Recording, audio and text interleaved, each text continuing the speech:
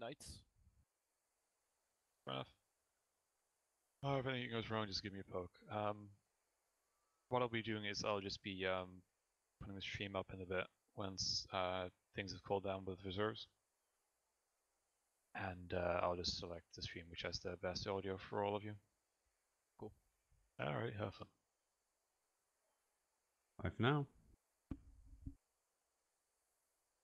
So I've just called it Planetside 2 Community Smash live stream point of view and then my name. Yeah, the same. Same for me. Sure.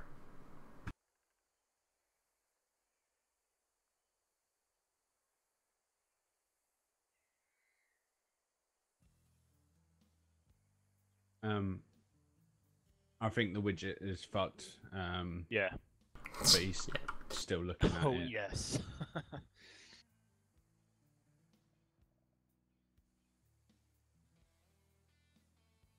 Oh, I can log in now.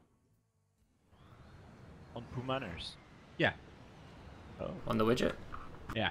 He might have fixed it. Oh, that's progress. Let's have a look.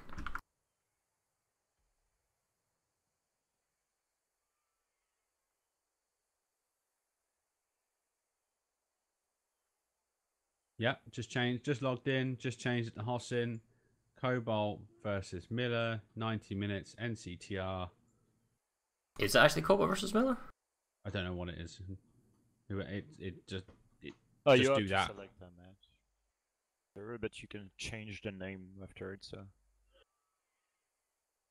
For some reason I can't connect. Come on. I can't log in.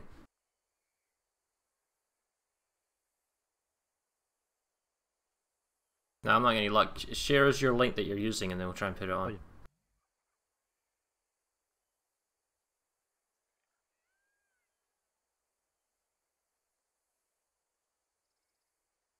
yeah. Well, you keep playing with that. Anyway, I'm live, so I'm just going to head over to the Nation's Defense and we'll have a little chat about what's going to expect. Yeah, I'm live too, but hold our microphone, I muted. It won't let me do the overlay. It just keeps telling me to log in. Oh, yeah, so it's not working, mate. Yeah, it's so nah. At least I can log in though. Very optimistic.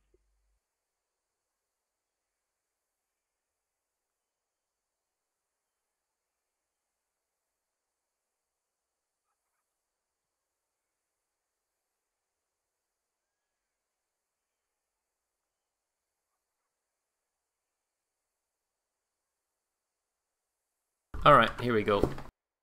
So, this is Planetside. Hello, everyone. Hello. Yes, so this is a Community Smash number 5. And I believe we have 300 versus 300 today. Yeah, it might be a bit less, but yeah, that basically the maximum account the player have subscribed to. Yeah, so the teams are essentially Team Blue versus Team Red. Team Blue is Brubaker Fallout, they're leading, it's about just under 300 people. Team Red is Maddox and J Cook. I think J Cook won last time when he was leading, right? For the community smash. Yeah. I was telling that day. I don't remember who was my. No, my doesn't matter. So anyway, they're Team 2, also known as Team Red. We are playing on Jaeger, which is a private server. This is Planetside 2. We are playing on Hossin. The map is split south versus northeast. TR Red is in the northeast. Terran Republic, for anyone who's not known. And in the south, the new conglomerate, there being blue, is on the southern warp gate. This is a 90-minute battle. Am I right? 90 minutes? Yeah, 90 minutes. And we're playing for territory control. Now, unfortunately, Poonanner's overlay system isn't working, so we're not going to give you an accurate clock, nor are we going to give you an accurate time scoreboard, but most of this is going to be dealt with by... Hello, Corliss. So Corliss has a Community Smash stream, he's taking our feeds and putting it together. And the game referee will call the time. So we're just casting it as we see it. We're not really the official scorekeepers or the referees. We're just the viewers, aren't we? Yes. Yeah. We are we are just cameras. Yeah, we're just cameras. So we're pretty close actually to the beginning of this. So let's kind of dive into this very quickly. Hossin is a very large jungle map, as we can see on the map, and you can see on your screens. It's very dense, very undergrowth. There's lots of bases. In the beginning, everyone has like aircraft or vehicles to fly to certain areas. The rules, I believe, is that there are not enough air pilots, so it's no ESF, no Liberator battle today. So you won't see any fighter planes, you won't see any Liberators, which are sort of gunships. You'll only see Galaxies, which are people transport, or Valkyries, which are kind of like helicopter-ish transports, just without the helicopter element. They're just small transports. Large bases are Nation's Defiance, long cap times Ixtab Amp Station, and that's about it. So I know this map really well because I've played this setup rail. Have you guys ever fought this before in a Smash? No. Yeah. I've fought So- Smash. So the way it typically works is that small bases, third faction bases, which is what purple is, the Vanu Sovereignty serving, is can be flipped by either side. So once the timer starts ticking, the small bases flip in 4 minutes. So for example, Wainwright Armory will flip in 4 minutes once the cap's moving. So if you're the team red and you want Wainwright Armory, you might let team blue start flipping Wainwright Armory and not have your forces there, and then you come in the last 2 seconds, take over the control point, and you take the base. And that has obviously a danger to it because the team that grabs the cap force can set up with what was known as force multipliers, basically entrenched defenses, vehicles, that type of stuff. Other than that, you'll probably see, if I was to guesstimate how things would happen, there may be some fighting between Sharpshire and Edgewater Overlook way on the west. Wainwright is a very critical base for it dictates the flow into the red team's north. Yeah. Broken Vale Garrison is a very easy base to capture back and forth unless they've changed it, because the capture point is so far away from the spawn building, so that can flip back and forth many times. Nation's Defiance is a 3-point base. That takes 7 minutes, I believe, when you've all got... hold on a second. Yeah, I think the timer is pretty long, like basically like West Pass or thing like this. 6 minutes, 7 minutes when you got the old 3 points. So the thing is, it will become a contested and heated base near the end of the 7-minute timer. Actually, ideally, teams probably only want to grab 2 out of 3, and then that way it takes much longer to... and then you basically dump your forces in at the end, is what we're trying to get at. Yeah. Ixtab Amp Station, well, there's 2 free bases. There's Water Purification and Southern Pass. They're going to probably go through quite easily. However, teams could interdict, and by interdict we mean they could drop people there to stop you just getting on the cap, so they could grab their base first and then get into the amp station first, but that's to be seen. Power regulation goes both ways. The match starts delay about 5 minutes. We start at 10 minutes from now. Later. Okay, we got 10 minutes, so we can talk about more. That's fine. So Ixtab power regulation is interesting because Team Red's probably going to want it really badly, because if... The issue is that if Ixtab power regulation goes into the Team Blue in the south, Woodman ASE, and you can see by the number of lattice links, it's a very vulnerable base in that it just opens up lots of lanes, because you basically have 300 people, but you have to divide it between all the different lanes, and shuffling people back and forth and population management is Welcome, important. ladies and gentlemen. I'm Erots, your referee for the community match today. The duration of the match are 90 minutes. The stream. Alright, I muted him. You can do the same if you like. I'll unmute him in a moment. So anyway, the as we were saying, the Ixtab power regulation is important to Woodman ASE. If you don't know about lattice links, the general principle is if you own a base and the capture point is fully secure and is not under attack, you can then attack the next base along in the lattice line. So for example, if we were to look at Sharp's Run and Edgewater Overlook, if Team Red was attacking Sharp's Run, right, and there's a 4-minute base capture, and they're 3 minutes and 59 seconds into the base capture, but Team Blue saves the base at the last possible second, it will take an additional 3 minutes and 59 seconds to fully save the capture point before it goes back to fully saved, before Team Blue can then counterattack at Edgewater Overlook. That therefore gives Team Red 3 minutes and 59 seconds to re-attack Sharp's Run to keep the momentum on that base, or they can use that 3 minutes and 59 seconds to go somewhere else entirely before Edgewater Overlook becomes even just attacked. and then that's another 4 minutes. So the point is, population management is something where you can attack something. If it fails, you can redistribute somewhere else. Maybe Team Red's also attacking Wainwright, and you can double the population on Wainwright. Team Blue has to then juggle, well, how many people do we stay and leave defending Sharp's Run, and then how many people do we try and kind of balance with Wainwright? So there's a lot of going back and forth, and depending on how well balanced the teams are, we can see some extremely close fights today. Yeah, that as you said, in serious matters, just how the population are going to be used. If you're attacking one base with 12 people, and the defenders, and you attack so well that the defenders needs to be like 24, 48, you basically attract a lot of population that is not on the rest of the map. So you have an advantage here. You create a favorable condition for you server chat for attack to attack the stats for today. another That base. should be rolling. So yeah, They'll be posted as you in said, the CS Discord as well. that will be all the matters of population and numbers on certain base. If you can defend without being overpopping, that will be great. If you can attack without being overpopping it as well, that will be just awesome, because the other difference of population will be somewhere else on the map, doing a defense, doing an attack. So yeah. There is a lot of neutral bases. And yeah, so what's probably going to happen is Nettlemire Gardens is a very interesting base to fight over, because it's it has a central massive tree, and there are ways of getting vehicles inside the base. Most of the base is designed so that you can't get Sunders in. So on the south side you can drive Sunders in. So depending on how the teams play out for Nettlemire, that's one. Eastern Substation's also got the same situation. There are staircase ramps that allow you to get into the internal capture base, a point room as it were. So that'll be the middle base between Bravata and Genesis. These are two 3-point bases, and 3-point bases typically take a long time to capture, and they're like a natural block to prevent teams from getting any further without a lot of pressure. Yeah.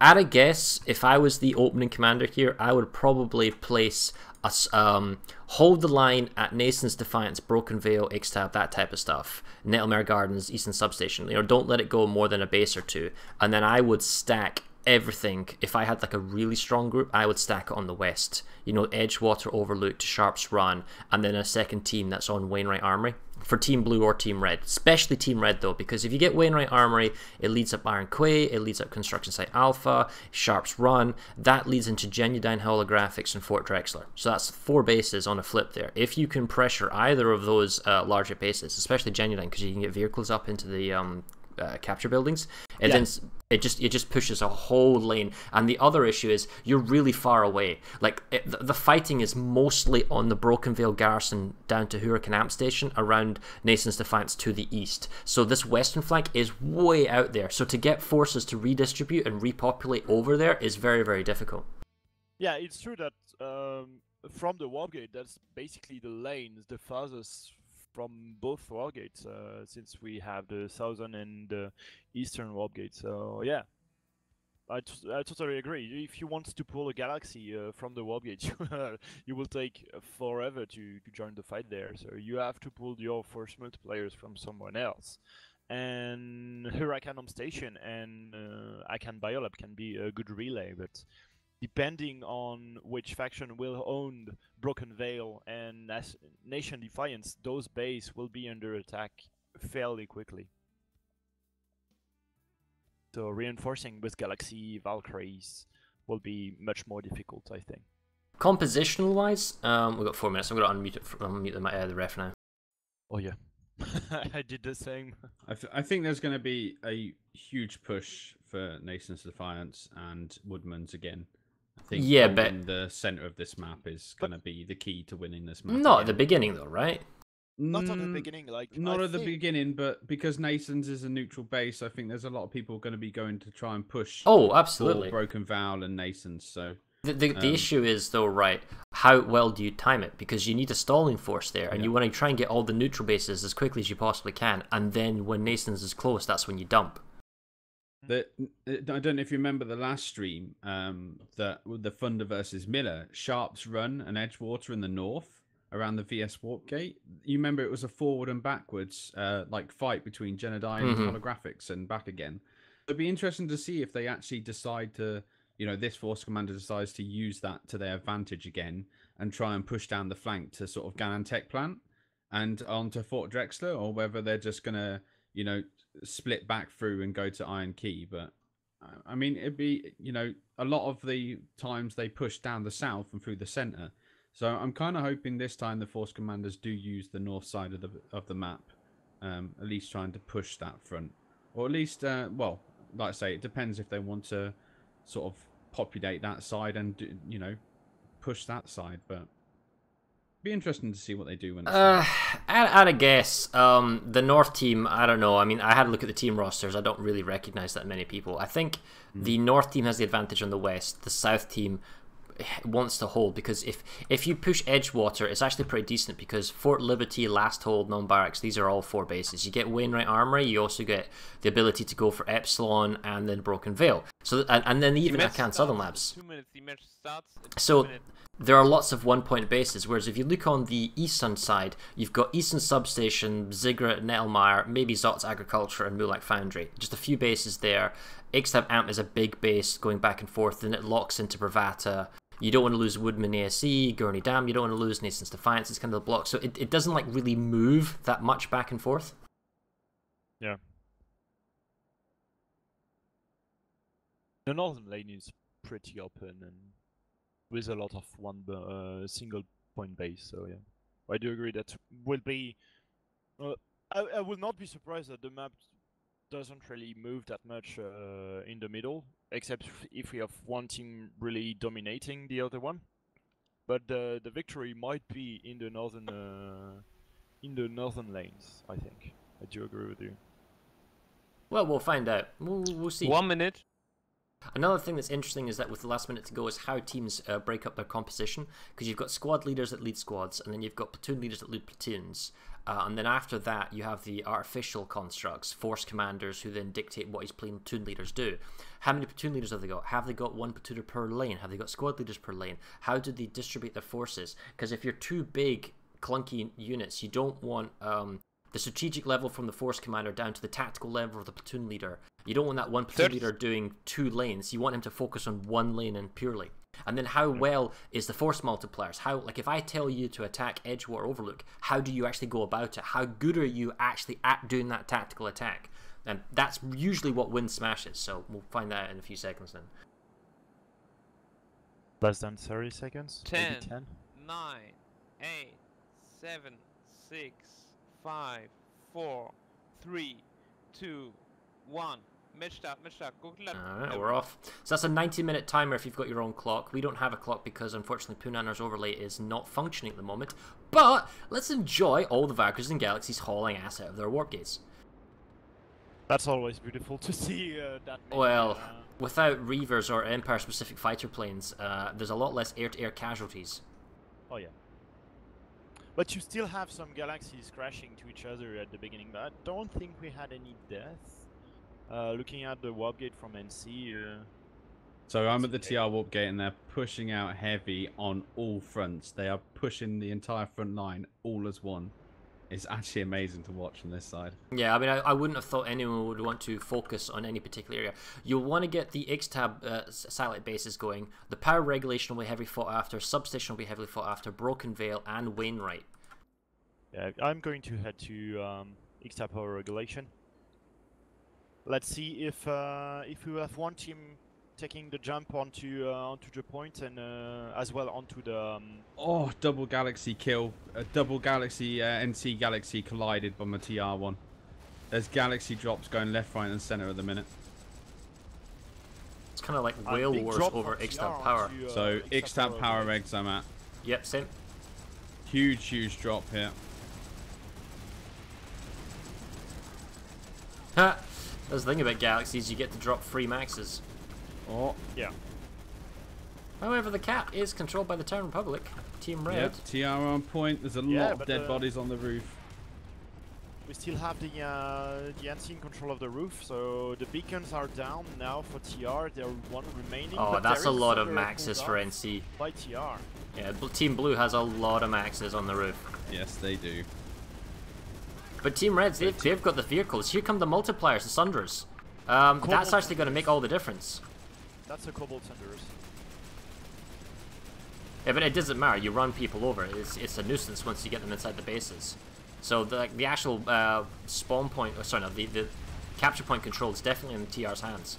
Thunders make the huge difference even when a max crush because you just run up to the door and run people over.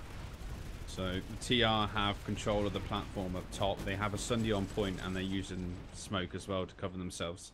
The NC are trying to push in, but there is so much TR pop in high positions that I don't think the NC are going to push far yet. They seem to be only coming in from one entrance at the minute. So if we have a look at the map, Sharps Run TR does 1 to 2 squads, right? Wainwright Armory 1 to 2 squads, but it's not actually flipping, which is interesting. Broken Veil, huge population, 4896 for NC, outnumbering the TR 3 to 1. With a lot of maxes. If you're looking at the mountains, there is a lot of maxes just to interdict whatever Galaxy is trying to drop, or there is even a Sunday trying to climb the mountain, but too many anti-vehicle maxes just denying the access from that Sunday. Well, see, what's interesting is that the big fight is X-Tab power regulation, as we thought. The 96 plus for both teams. This is their opening plays. But Broken Veil is balanced out, roughly 50-50. Wainwright Armory, they didn't bother flipping it. Sharps Run, all TR, 2 squads. It's kind of like dead pop. But if we think about Eastern Substation, again, all TR pop. Nelmar Gardens, NC Cap, no one's actually there. X-Tab Southern Pass and X-Tab War Purification, also empty ghost camps. Broken Veil is also a huge fight going on in X-Tab. So TR looks like they're going to get Power Reg, and NC is going to get Broken Veil. Yeah, but TR are holding. They've got a good stronghold here at Power Reg. The NC are slowly creeping into the point.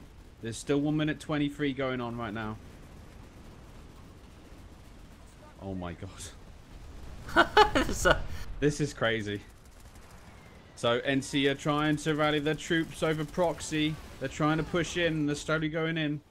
The problem is the TR are getting support from the other side.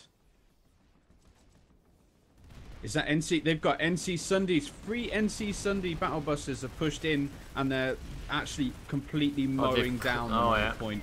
They've just got completely smooshed. Wow. I think this is going to be an NC cap. 57. Well, the TR don't have the infrastructure or the resources or the spawn options to get back in, do they? No. It's a neutral base, so it could be stolen, but that's good timing. It was a good hold by the TR, but it just wasn't wasn't enough. Team Blue is going to probably see. Team Red's got 2 squads roughly on Woodman ASE. Team Blue would be really good if they could leapfrog into Woodman ASE as well to completely lock up extra power reg. So there is 2 squads of TR trying to push into the point now. 27 seconds left. Alright, you can see what's happening. Team Blue has basically gone big on Broken Veil and big on X-Tab power regulation, and they've kind of sacrificed everywhere else. So, Nelmar Gardens on 29 seconds, the TR should be able to steal that in the last few 13 seconds. TR are pushing so heavy. 9 seconds.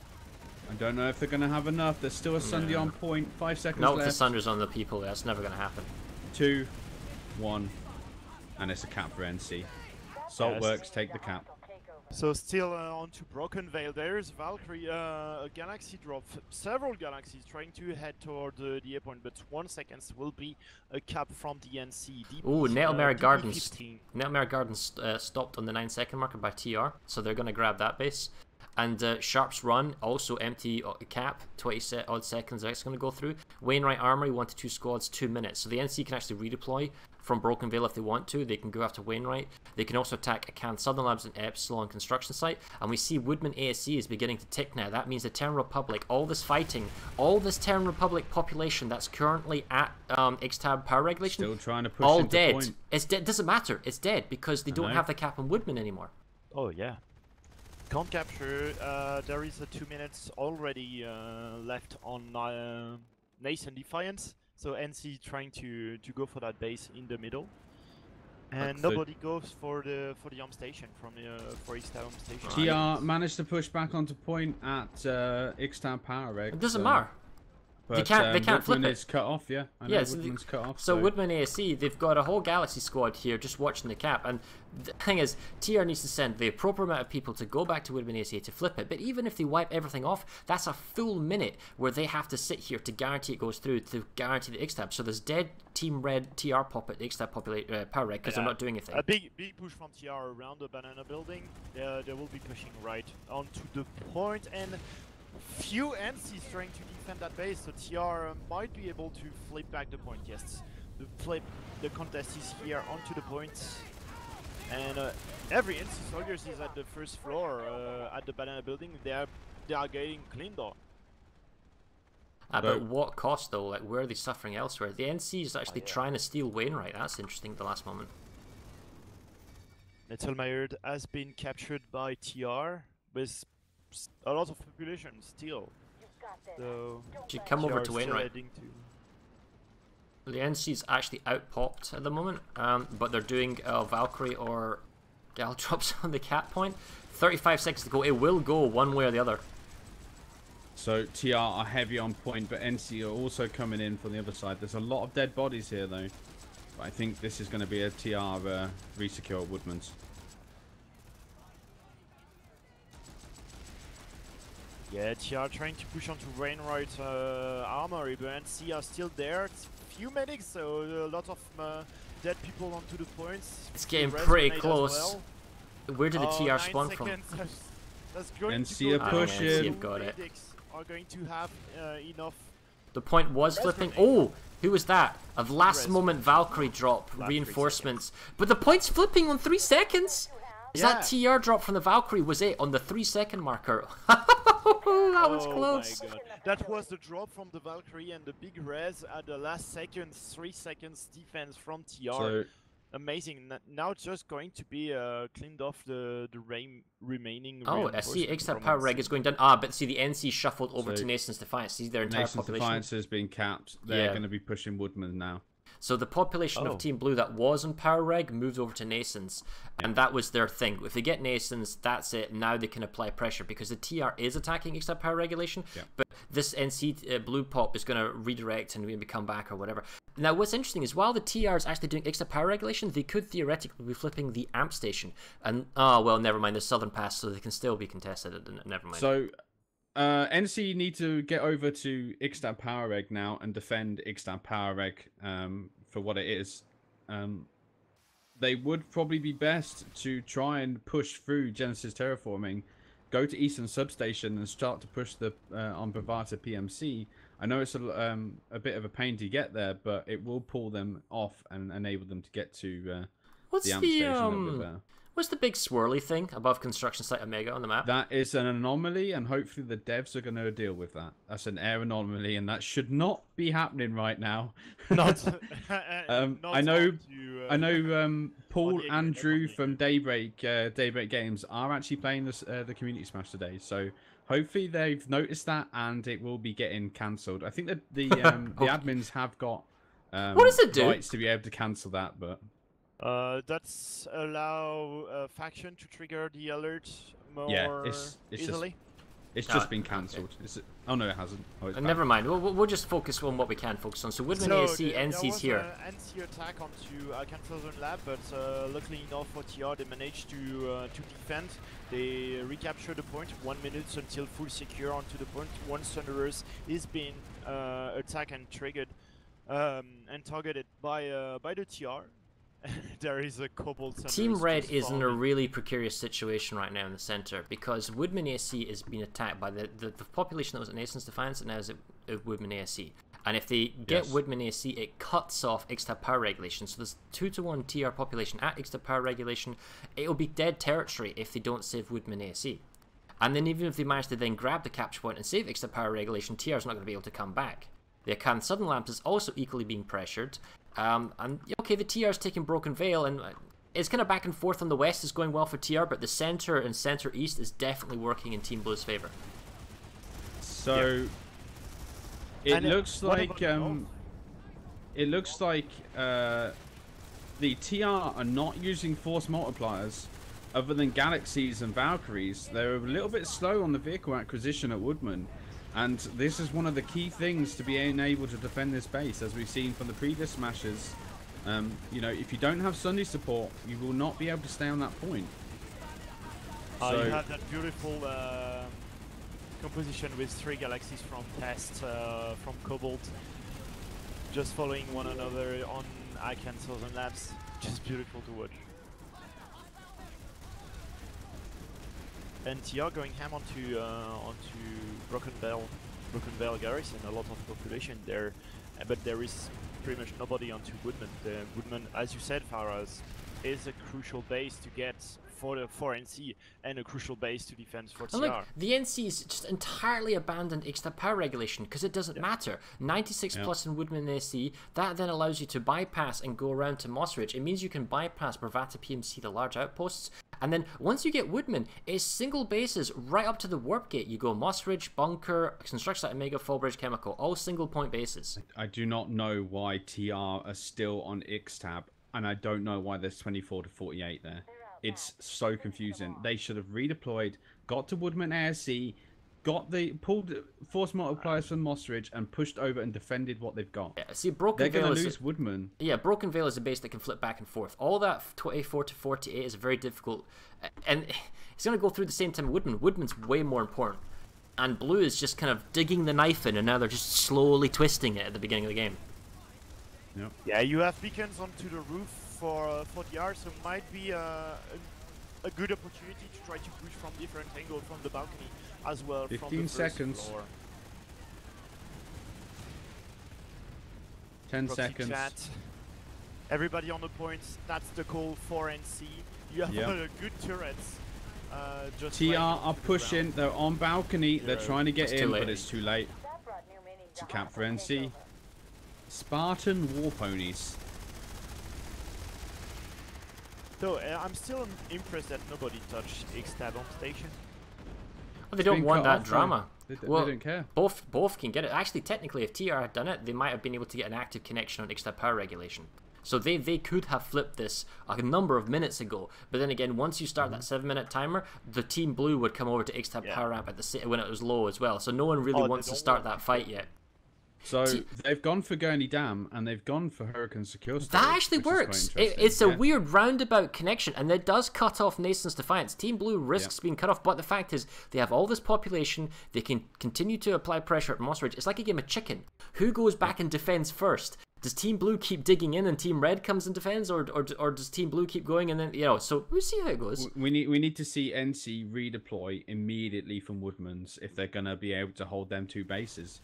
Gurney Dam, we know, is such a pain in the backside to defend. Once you get that points in the center, there's only 4 ways in, and it's really easy to defend as well. And there's we can expect a lot of population there. I'd like to see Sunders. NC redeployment. So redeployment wars have kicked off, and this is why you need like multipliers like Sunders and vehicles. So we've got Galaxy drops, we've got Valkyrie forces, and we got a big run in from the spawn room as well onto the cap point at Gurney Dam. NC Galaxy drop straight onto Gurney Dam point. TR fortified position. They've got at least 2 or 3 squads inside. NC are trying to push in, but they're getting slaughtered as they do one by one. It doesn't look like there's any grenades being thrown, and they're kind of getting slaughtered as they're dropping. So there's at least 3 TR beacons on the roof that no one seems to be killing as well. So this is a good point hold for TR. Yeah, TR needs reinforcements though. I mean, it's going up to 496. I think they've realized the value. Like for example, if you look at Hurricane Secure, there's 24 to 48. Some of that population over at Gurney Dam would be great right now. Also, TR can't cap except power regulation if they wanted to, because Woodman ASC is contested, and so is Gurney Dam. So the entire NC force left.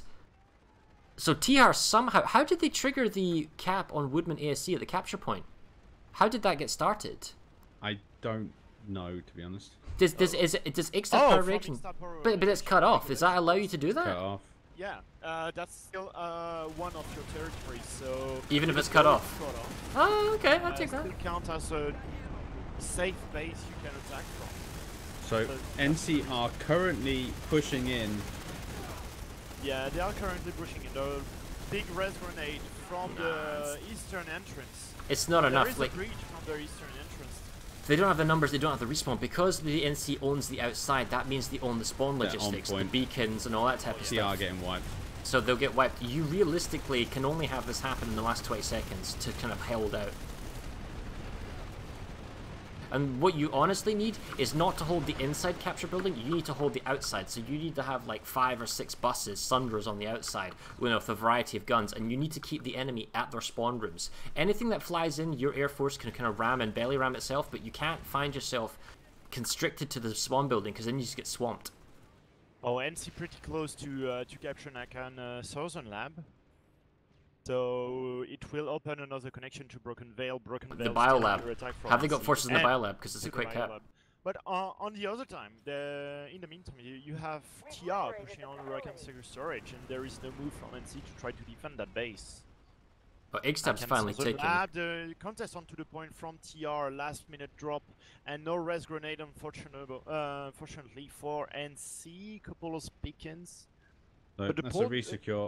Oh yes, that's a resecure. Never mind. NC captured Kansas Lab. So Gurney Dam has been resecured by the NC. They're pushing out and trying to kill the Sundays. It looks like.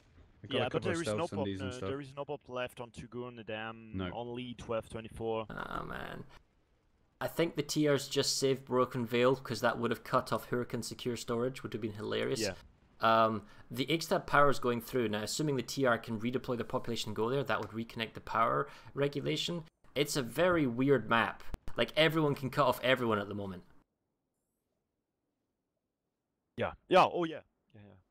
So there's still a few TR here. I'm not sure why. There's at least half a squad of TR at Gurney Dam. Well, they have a connection for Huracan Secure, so I mean, if they could get into it, then they could restart it again. Yes, but they're losing Eastern Substation, so I mean that half a squad will make quite a bit of a difference at Eastern Substation, as well as Nettlemire Gardens as well. So it's kind of wasted. So the next thing that's actually kind of interesting to me is the amp station. So the amp station is like a full 5-minute base cap to go. So you'll see that these numbers will stay really, really low, and they will slowly build over time. Do the generator are down, because if their generator, you want to attack that base from the inside with GSD centers. You don't want to down the generators. No, you leave the vehicle shields alone. That's right, and then you have to kind of GSD in. So the Terran Republic are already here with a couple of people, and they already have Sunders kind of blocking the entrances. So you can't just drive straight in. Now the issue is, how does Team Blue take this base? Because they have a connection for Ixtab Southern Pass. So what do they go about it? So, how are they? Are they going to dump it like at the last moment type of thing, similar to Nason's Defiance? NC are doing a heavy point hold at Eastern Substation. The TR are pushing in with Maxes and on the roof, however, they're not pushing enough to be able to get in the point. The problem with Eastern Substation, it's one of these bases with a balcony, which is either side of the point, enables you to easily defend the point without actually being on there and in good cover. Broken Veil, you have TR onto the roof, NC still in control up to the point, couple of beacons and Valkyries as well as Galaxies from TR, so I see no way the NC capturing that base. The defense will happen, it's just a matter of time how and when the NC will be sure? At top of the points. It's a lot of NC in this building, dude. Oh yeah, oh yes. I mean, don't get me wrong, 90 seconds is an eternity in Planetside, but it's a lot of NC in here. Do they have on the ground floor? Oh yeah, several. So 8 seconds for the cap. TR currently are still outside of the point, and it's going to be a cap for NC at Eastern Substation. Oh, that's going to be really close, because if NC wants to commit for Broken Veil, they might have a strange defense, not a lot of time to defense Gurney Dam. The NC's rehacking Huracan, the TR's rehacking Gurney Dam, big ass fights. Ixtab power regulation is finally taking down for the NC. The amp station itself is 2 minutes, and Broken Veil is on the 40-second marker. And it looks like the TR are probably going to get this, but if they do, it's going to be in the last 10 seconds. Yeah. Broken Veil has been defended. The point is flipping for TR. Not a lot of res grenade onto the point for NC, and there is the secure. It's chaotic, man, and like I say, it's all happening in the center, and it's like big population redeployments, which is not usually the normal meta in a smash type competition. Normally, those big redeployments means you would be punished elsewhere, but I guess with everything so close, you know, Broken Veil, Hurricane, Gurney Dam, they're for a Valkyrie flight, it's an extremely short flight, so redeploying your entire forces is very, very quick and easy. Alright, so TR doesn't have any respawn option onto Gurney Dam. The last Thunder just blew up next to the point, but you don't have a lot of Valkyries and Galaxies from NC. So 25 seconds until the cap go through, and not a lot of NC next to the point. So I'm currently at Woodman, and there's about 12 Prowlers. What? Just sat here, and I think they're empty. I don't know what's going on. I think they've just mass redeployed from Woodman. I don't really know what's going on. Yeah. Check Gurney Dam. Is it going through? Oh yeah. Yeah, going through. It's going through. Wow. Too many TR. And Well, the thing is, Gurney Dam didn't fully get saved. Gurney Dam didn't fully get saved, and because they have Hurricane, Nason's is off. And when we say a base is cut off, it means that you cannot redeploy and then spawn into the spawn room because it's cut off from your warp gate. That's what we're talking about. Yeah. So there's a hell of a lot of air at Gurney Dam. The NC, like I say, too little, too late, but they are back on point. Now, what does the NC do right now? Because you see the Biolab, they're actually playing a big game for the Biolab at 120, but it's 60 seconds for each amp station, so that also wants to get stolen. So if you're NC, do you play for the Gurney Dam to reconnect Nasons? Do you go for the amp station steal at the last second? Or do you try and save the Biolab? Or to guarantee the cap goes through? So, for the amp station steal, you don't have a lot of option. You can't go... you can only attack by using GS Descenders. And there is not a lot of people onto the point. So if you can drive a lot of Thunderers and just bring too many Thunderers and too many people onto the point, I repeat, there is not a lot of people onto the point. And the shield are still up, which means you cannot access to the point by the roof of the station. Ixtab amp station be taken in 20 seconds by TR. Oh yeah, yeah. After yeah, I don't think they're gonna get. They're thinking about it, and I don't think there's anyone here. What we should go after, as soon as the amp station goes through, let's go check out the Biolab. I can. Oh yeah.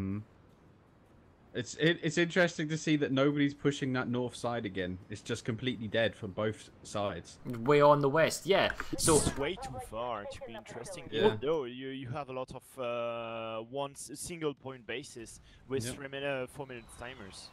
The thing is, if you can have the problem is that, how should I put this? Both teams are committing such huge numbers that they can't afford to have too many people on the western flank. But if you are able to hold down the centre line and defend with what you've got, one strong platoon could just push the whole line there, and it would force people to go over. Yeah. It's relatively funny because onto Akan Biolab, the A point is clear. You have all maxes onto the points. But since Max is they're doing it! That was really, really close onto Akan Biolab. See, they got reinforcements on the... Was it on the western air pad? They've got... NC's got extra reinforcements trying to get to A. Yeah, but they've lost 2 points already. B point and C point as well as A point right now. And you have 5 Max... oh! They all died at A! So the SU is back up. Yeah, but look, the TR is a loss. has dumped a ton of population. Yeah, no, they've come in here and they've saved at the last moment, or not last moment. But NC, look at this, 96 plus.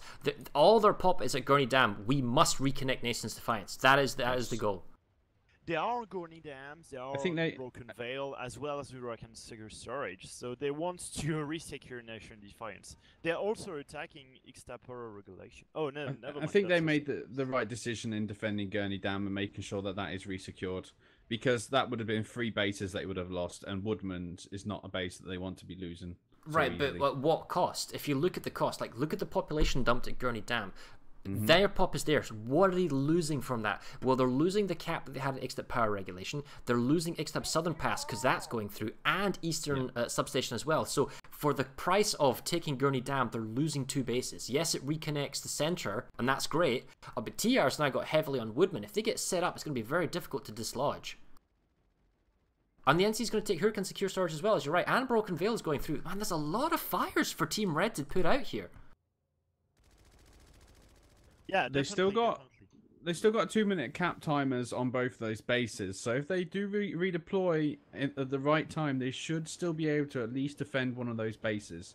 They're about to take Hurricane Storage as well in 10 seconds, so they're only going to be losing 1 and gaining 2. So I don't think it's much of a loss. Not for the NC, not for what they're going to gain more than what they're going to lose currently. I think it's the right decision again. To gain the resecure on Nation Defiance, the resecure of the center lane. Yeah. Losing Easter Substation doesn't really matter because it will lead to Genesis Terraforming Plan. Yeah. As well as Ixtab Southern Pass. But Black Foundry as well. What they should have done instead of going to Ixtab Power Reg, which is what they're currently doing, is they should have all gone to Woodman's. There is 2 minutes 45 on that cap timer, and they're going to lose that base if they don't get over Woodman? there ASAP. 12:24 2 minutes though. 40 is... Oh, Broken Veil just got pop dumped by the TR. 69%. Big drop in an instant. 96 plus by the TR into Broken Veil. They didn't want to lose that base, and they didn't lose that base. Yeah, but this is the thing with numbers. Did you need to dump that many people? And given 60-40, maybe, yeah, kind of. See, one of the important elements is when you play is winning your fight. You want to beat a 50-50 fight. You want to win, 60-40, where you are the 40% or you're the 30%. Oh, yeah. So you're going to use those multipliers, and that means that the enemy has to suck in forces. So right now, the NC is doing a reasonably good job threatening Broken Veil, pulling in 76% population, like huge numbers. The blue team now has a population advantage elsewhere on the map. Where do they go? What do they do? They're on Woodman. The Woodman AC making a save, right? So both, yeah, and that counters out because do they really need that many people saving Woodman?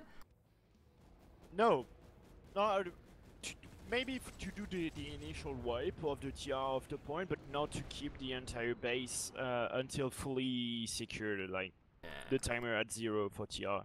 It's impossible for me to say. They can push elsewhere. Ixtapor regulation, we had an attack, but he has already been defended by the TR. So, TR defended Broken Veil, and they just, like I say, they just completely dumped it. That's a resecure. It's interesting to see that they are ghost capping on the north front.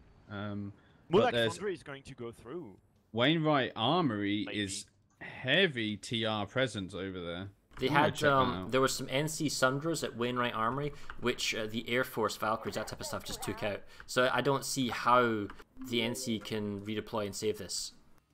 Alright, Black Foundry, 15 seconds into the timer for TR, and you have a Cobalt Thunder onto the points. Will be just a nightmare for NC to try to push through that defense, that attack of the A point. TR went back to Woodman AC, but look at that, the NC went to Akan Biolab.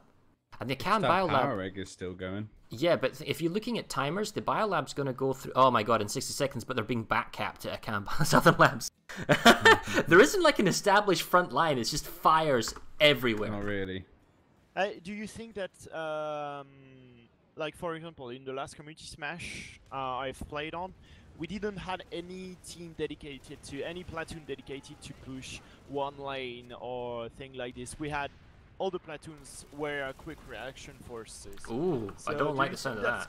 Can play about the fights going crazy everywhere and the population going crazy on one base to defend or one base to attack. It depends. Because you don't have any. It depends on your force composition and in terms of the leadership. If you've only got 5 leaders and you can only organize them as 5 blocks, then no, it's very difficult and you'll have big population movements. But if you've got squads of 2 or 3, like groups of 2 or 3 squads, and so that the composition of each unit is smaller, you can send the right amount of force at the right time. Because there's no point saying, like, if I was to say to Nico, hey, send 2 squads here, that means he has to split his forces up. You don't want to do that. Yeah. So Akan Biolab is going to be a cap for NC. Now they need to get their butts over to Southern Labs and defend that. But that's fine because timer-wise it's good.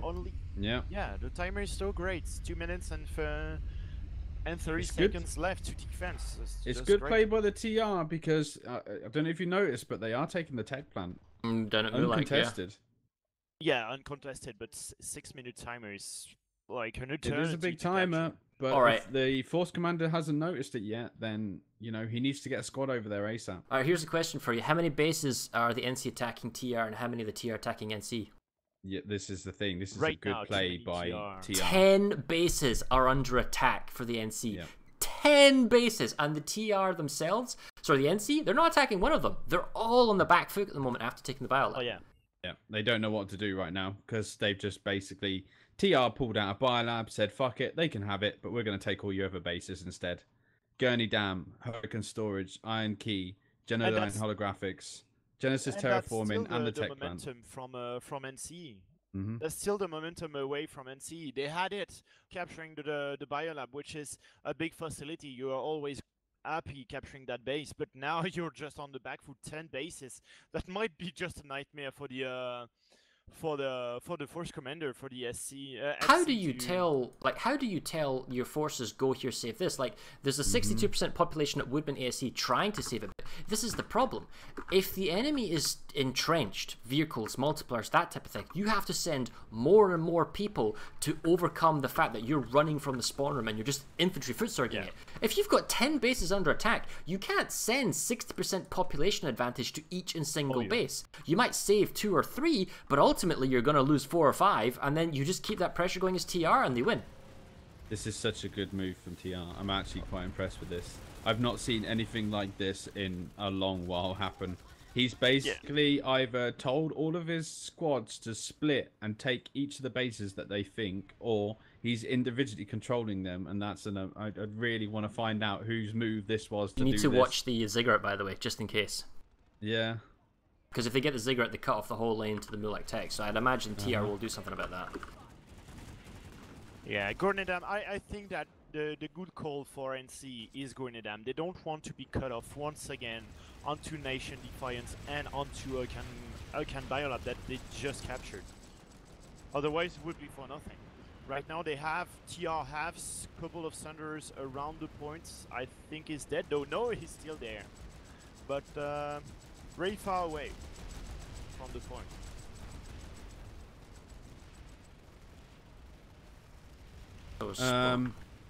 So Iron Key is going to be capping 30 seconds. Holographics is 1 minute. Hurricane Secure Storage is 50 seconds. Holographics is actually the big story here. That's a large outpost. That prevents the push down on the western flank. Gurney Dam 1 minute. Mulak 3 minutes. This is such like meta play. This is absolutely crazy. And a lot of interesting onto the point in Gornedam. You don't want to push that point because you're just afraid getting killed off by a max. It's not a lot of NC around those doors. So That where do they want to push by? 20 seconds on the storage. 10 seconds on. If they, I'm quite interested to see if they continue to push down their lanes. Because if they do, the NC are going to be in disarray after this. Because they're not going to, because they're going to lose Gurney Dam in 20 seconds. Push from NC onto the point. Push from NC onto the point on Gurney Dam. Gurney Dam has the point.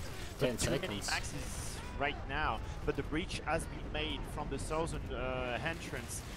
Few NCs crawling onto the points, but still. Oh, 4 seconds Three. though.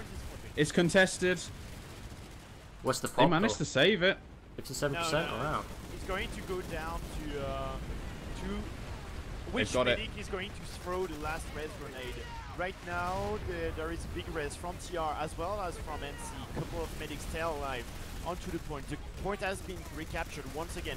Another res grenade onto the point by TR, and that might be the save of Gornedam. There is res nades going left, right, and centre like crazy right now. Saved. No, once you've been wiped like that, it's very difficult to come back. There's some questions in chat. The Brubaker and Fallout are the force commanders of Team Blue, the new conglomerate. Maddox and Jaycock are the force commanders for Team Red, TR, if you're late to the party. That is an incredible push there by NC. Is it? When you've got 66% population? That was so desperate. It's hard though, isn't it? In this is the problem with Gurney Dam. It is such a well defended. You can have an entire one squad defending against nearly a platoon in Gurney Dam. It's so easy to be able to do that. To be fair, it's sloppy though, because you've allowed them to establish, you've allowed them to get entrenched. They didn't even have any multipliers themselves. You know, the TR didn't have any like Sunders or other things. It was just a pure on infantry rush. Had you realized at the 2-minute marker, or if you had people dedicated to lanes to fight on lanes, this is your responsibility. You can drift elsewhere, but you must defend this lane.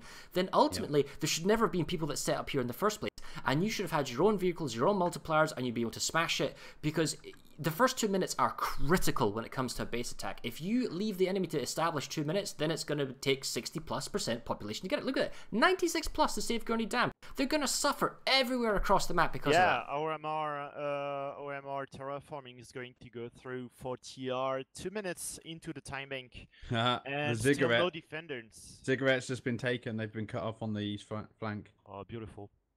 That was clever. I like that. Didn't even see that happening. That's clever, but still 3 minutes onto the... Yeah, but it stopped the tech plant though, hasn't it? They can just get through there. There's only a 1 to 12. The forces at the Ziggurat can now redeploy, send a few guys back down south, resecure the 3 bases. So the NC saving Hurricane... Oh, sorry, they're attacking Hurricane. They're attacking Broken Veil. It's 50-50. I don't think Broken Veil will go through. The TR are putting a lot of pressure at Woodman. You see that 4896? Terraforming. Oh, yep, there's big pressure there, and they're going to get constructions to Alpha for free because the NC can't spawn in there. And it looks like the TR saving Iron Key as well. Broken Veil, the point is being flipped by the TR. Too many Galaxies and Valkyries onto the point, allowing for reinforcement to come very quickly. And the Thunderers from NC is very far away onto the space. So Broken Veil has been defended as well as Woodman as well, but this is a 50-50 fight. So here's another question for you. Remember all that effort the NC put into capturing that biolab? You know, all the population dump and the sacrifice base they took to take it? Look at it. They're cut off because of Southern Labs, and they can't spawn back into the biolab. They have to fly in, and they're outnumbered 24-48. How on earth are you going to save that? Plus the biolab flips so quickly. Was it really worth all that? No. It's 100% TR there as well. Base is being under attack right after the biolab. Premature TR victory. So yeah, they lose the biolab. Do we know the actual score at the minute? You know, if you check the map, it's 52-42. But you have cut off territories for on Nettle Mario Garden as well as Mulek Foundry, and Icon Biolab is going to go through. It will be 40. Oh wow! 3. Check the cap going on at OMR terraforming, right? Oh yeah, there is no defenders there. Yeah, but what I'm trying to... at the minute, there's nothing here. What I'm getting at, however, is the fact that it's not the lack of defenders, it's how the attackers are set up. They got a Valkyrie watching with the gun, they got himself a Sunder, double harasser on the capture point, and another Sunder blocking the doorways coming in from the spawns on the teleporter. The point I'm getting at is that they've got a limited number of people, but it doesn't matter because everyone's in a vehicle, so they can't easily be killed. They've got all these multipliers. So if the NC did spawn back in on the base with equal numbers, no way do they even get to the cap building. Yeah, and they prepared the fight. At the beginning, there was no defenders, so you had the harasser destroying the anti-infantry turrets in front of the spawn. So even though there was no defenders, the fight was so well set up, and they are directly advancing onto Ganan Research Lab for the TR. The Thunder has already been deployed, and the Thunder and an Aras is driving onto the point. I'm gonna be bold here and say the front line is beginning to quote mark stabilize, insofar as we have a flat line between Gahan and Hurricane Amp. The Gurney Dam in the center is fluctuating and looks like there's a huge fight there, so we'll go there in a second. But the eastern flank is kind of focused around Ziggurat, and the NC look like they'll get the agriculture and Nettlemar, and they should stabilize there. But let's go check out Gurney Dam. Yeah, Gurney Dam. I wasn't think.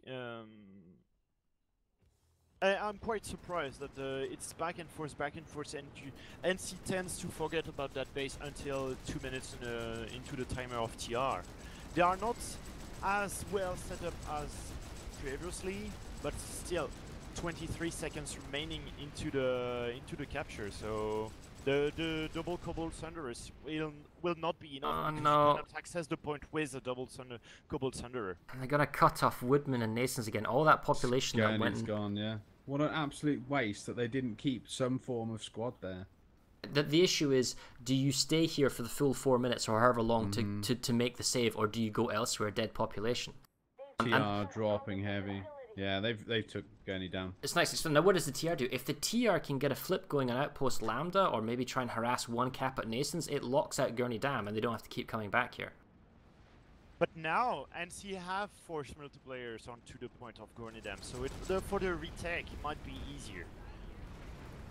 Resna's left, right, and center for TR though, but NCR heavy on point again. Yeah, but alright. So here's the deal though, right? Oh, look at that push from TR from the main spawn. Yeah, everyone's running in, right? And this is what I meant to get at.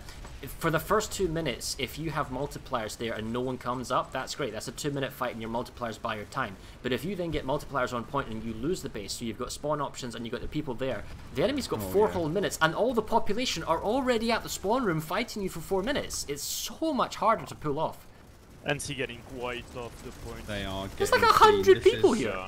This is a pure Zulu just pushing in there right now from TR.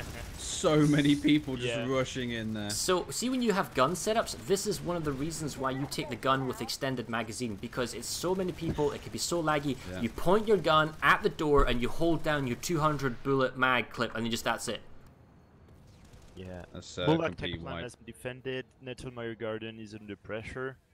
NC has been cut off, so no easy reinforcement from TR. Zot's Agriculture might be going through for NC. So let's check that out. 1 second. 1 second on Zot's Agriculture. Oh, that defense. And it's saved. Oh, shit. Oh, well. 65%. Oh, yeah. There was 69% TR at Gurney Dam when they pushed in. What is the actual world pop? Okay, so TR have got slightly more population, 52 to 47. It shouldn't make too much of a difference, 12. though. You'd think, but 12 people, you know, and like if you're fighting equally along the whole line, and then you've got 12 people on one other base. It's small, especially when you've got team sizes of like 300. You think, well, what difference is 12? And it is negligible, but it can make a difference. 57% territory control for TR, 37 for NC. They're gonna take TR. Looks like they're gonna be able to retake Woodman again. Look at Lambda. South of going down. Yeah, go ahead. I was going to say, they just took Hurricane Storage, didn't they? Yeah. 92% NC there, for whatever reason, against a 10% TR. So are they going to try pushing to Broken Vow and re-securing and reconnecting? But I think they hope to reconnect with Nation Defiance. In the meantime, they are pressuring Bravata PMC compound. They have several Thunderers around the points, but still nobody onto the point. Those 3 points belong to the it's TR. too soon though. It's when you go for a large outpost and think, you don't go to 48.96 until it gets down to the 2-3 minute marker, and the way you get it to the 2-3 minute marker is keeping it very low numbers and applying pressure elsewhere on the map. When it gets to that 2 minute marker with all the cap points, then you dump your population in, so the enemy has to react and it goes through.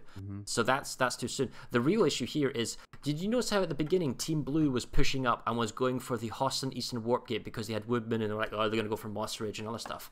Well, now it's the other way around. Team Red is going to go for Lambda, and they also now have single outposts to the Southern Warp Gate. And you see Mason's Defiance is 45 minutes remaining. 45 minutes. And since the NC were trying to push by the middle of the map, but they didn't really had control of the other lanes on the sides.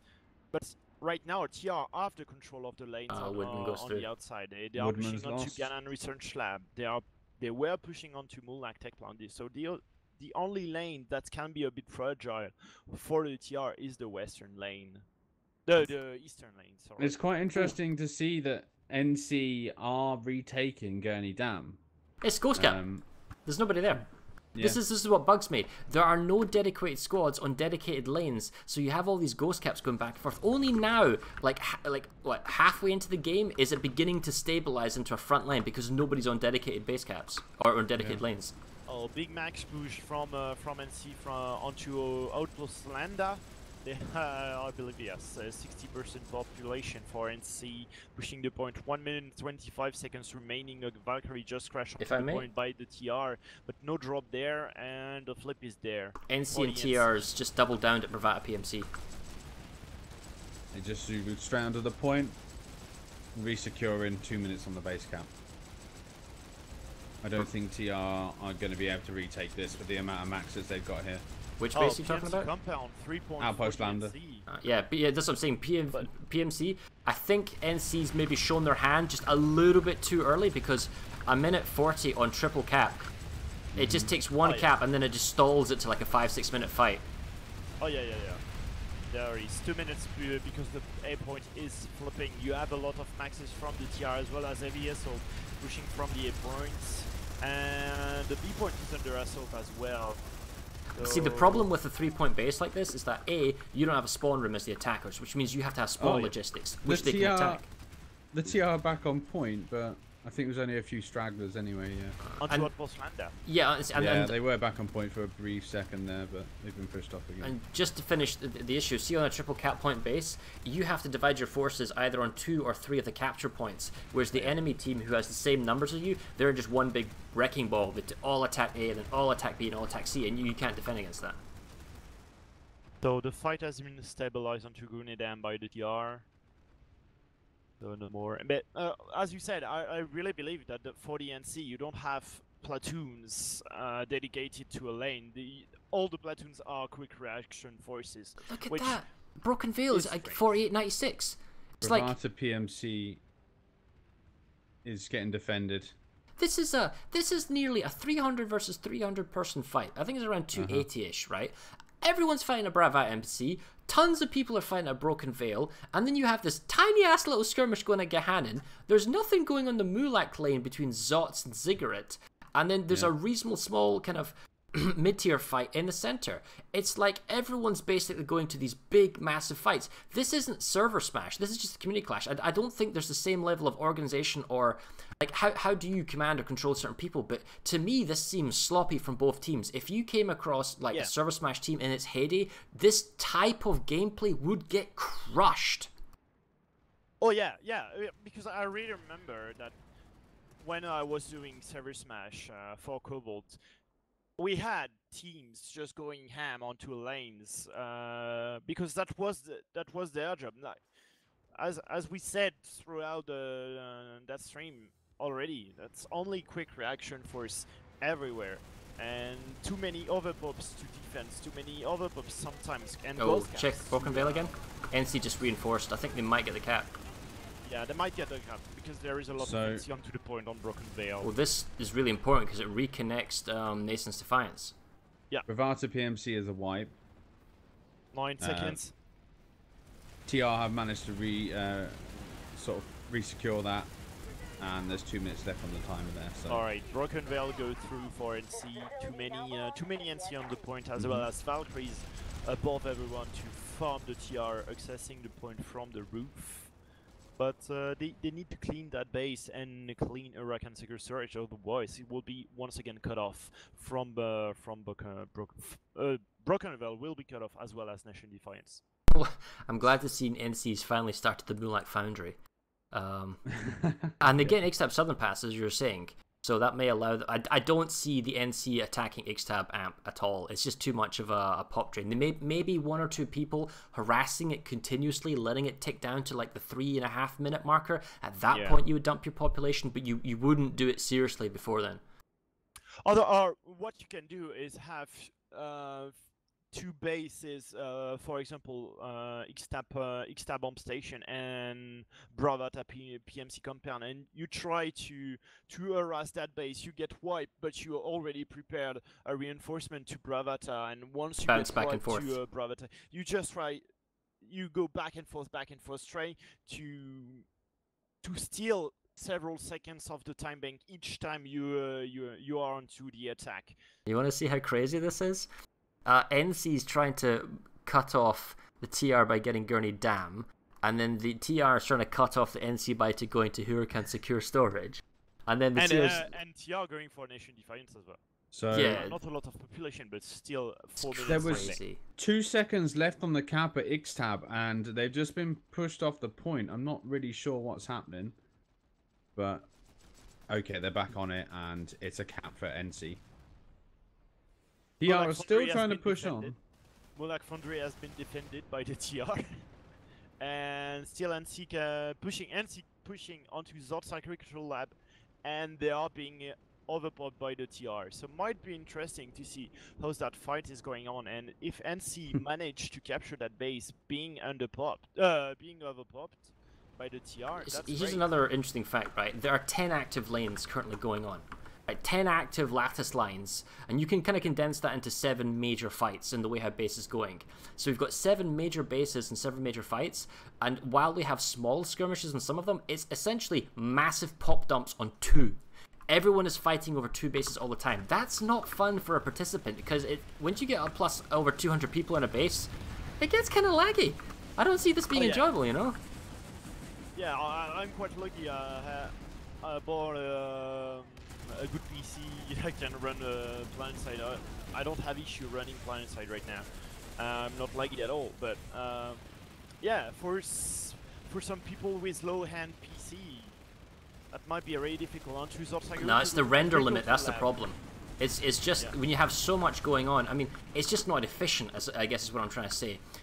People learned early on that you can't have hundreds and hundreds of people fighting over a particular base because there's no skill in that. Like, if you are a high-skilled platoon or a high-skilled group, you don't want to get dragged into a 100-person grind fight, and you want to apply your skills, your knowledge of the base, your force multipliers, that ability to jump between the bases very quickly to cut people off. You want to do that on a quieter lane where it's equal numbers or in 50 on 50 or less. Yeah, that's exactly the problem, because the average skill of the entire player base onto a base will be lower if you have a lot of people with high skilled platoons. But when you get on the map? too much numbers, skill doesn't really matter that much. It's just going to be who is the side with the more numbers. So TR just cut off the NC again in the middle by taking Hurricane Secure storage. But guess what? Oh man, it's like 96 plus 50-50 currently at Gurney Dam. They're going to reconnect their middle again. To resecure in 1 second. And here we go. Just insane. It's a freaking merry-go-round. If the NC can lock... Now, see, Hurricane Secure Storage is locked off because this time they actually have Nation's Defiance and Broken Veil. So if the NC can get a cap going at Ixtab power regulation, which they do have the population for, and if they can flip it at Hurricane Secure Storage, finally Gurney Dam is secure and Nation's Defiance is going to get cut off. Maybe. And it hasn't been the case since the beginning. Nation Defiance hasn't been safe at all since the beginning. Onto Ixtab home station, you have a lot of Thunderers from NC, but as you said, you are into 5-minute time bank remaining onto the base to capture, and you are already with a lot of Thunderers. The repair grenade has been thrown. So the anti-vehicle maxes will just work for TR against the Thunderers. The Thunderers will be melted down by the end of 2 minutes. So the funny thing is, TR are back on point. However, they can't, can they? Because they can't cap it. Oh wait, no, 20 seconds on Ixtab power reg. That's flipping back in their favor. But they're out on Hurricane Amp. So Hurricane Amp is now in the NC's hands. Can the NC get control of Ixtab power reg? If somehow they were able to magically move all their population from Gurney Dam over to Ixtab power reg and get it in the next 9 seconds, I'd be fine. But that's a big ask. I don't know if they're gonna. So 3 seconds, I'm here at Gurney Dam waiting for it to happen. No, they've saved it. But dude, check out the low pop pushing of Ixtab Amp Station. Flipped. It's being flipped at Gurney Dam. The TR are here and they're on point. 4-minute timer starts again. The shields are down onto Ixtab home station, so it's easier for the defenders to destroy the vehicle from outside, and there is only 2 vehicles left, only 1 left. Another Thunderers just drive through, but you have too many maxes inside the home station. They didn't Galaxy drop and Valkyrie drop dropping onto Gurney Dam. It's only 1 squad though, and there is at least 2 squads inside the point They have got a Valkyrie trying to shoot inside the building, but NC seem to be only attacking from one side. Okay, from two sides now. They're slowly pushing in. 67% NC. They're slowly pushing inside, but they are getting wiped as they do. Look at Need the to have plenty of wider Resonates pushing out. Look at the wider picture just for a split moment. The TR's kind of left Hurricane. They're trying to force Broken Veil and the numbers on Gurney, but there's a double cap. Remember, you just said this a few minutes ago. Bravata PMC 230, Ixtab Amp Station 3. So 2 bases they can bounce between. These are big, difficult to take bases that they're working on. So NC have managed to re-secure Gurney Dam. It is a wipe for TR. They're actually actively defending this, and they don't want to lose this. Ooh, the so TR's SCU. Ixtab is about to go. So Ixtab has been flipped back, and now the TR are defending it. Yeah, and they're gonna save their SCU. Dude, if this was like no. They're going for Ixtab Power Egg. About 6 Valkyries are just dropping on Ixtab Power Egg from the NC.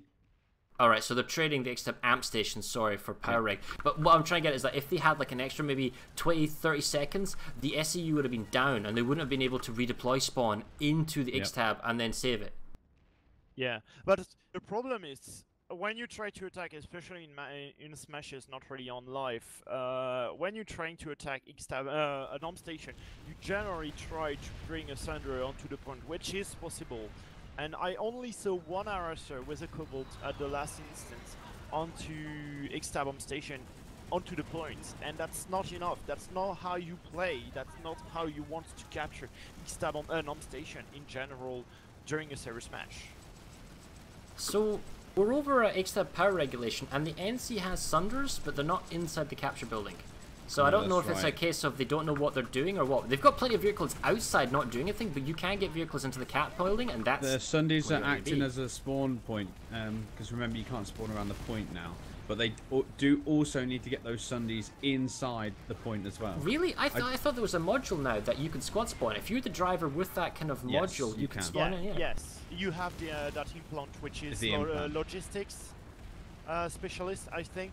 But that's only for vehicles that don't have a spawn option. The Sunder lets you squad spawn in regardless if you're in the vehicle. Oh yeah. But still, a flash can be useful, but flash can allow you just to spawn one by one with a timer. But they're going, I think it's because they can't get through from the other side. The NC haven't worked out how to get round from the other side. So they had the time to set up. They had the time to set it. Now they're gonna get crushed. They're out of pop. Yeah. Take it. What I don't get is they're playing pretty hard on Ixtab power reg, but they didn't get properly set up. They're also playing hard on Zots. I can see that. There's a cancel labs. The NC do have a Sunday outside the point, however, it did get wiped. Oh, it's no good outside the point. TR just rushed in, and that's it. Oh yeah. That's a wipe for the NC. There's no maxes. There's no vehicles. Man, even the TR even brings a lightning in, and that's just able to spam. It was just literally probably around 2 squads holding at the top on the platform. It just wasn't enough. Not when there's this amount of TR pop. I mean, they're nearly 60% TR pop. It was just too much. So, for Drexler as well as Gun and Tech Plant are under pressure by the TR. Gun and Tech Plant might be safe. No, the capture has just started for the TR, whereas on Fort Wrestler we are on 9 minutes until capture. Ooh, numbers 8 from Corliss. Currently it is 302 versus 316. That explains the slight discrepancy in the population percentage numbers. And did we had that difference at the beginning of the match, or through we had platoons living, a squad living? That's a bit too specific of a question for me. I can't answer that. Yeah, but maybe Corellius. So currently TR are at Ganon Tech Plant on the west flank, and they are on the 5-minute 50 timer. That's. I mean, the NC will have to deal with it, but I'm more interested in the fact that they just dumped 96 plus again on Woodman ASE. Woodman. Yeah. It's the problem with this base is they didn't learn the lesson.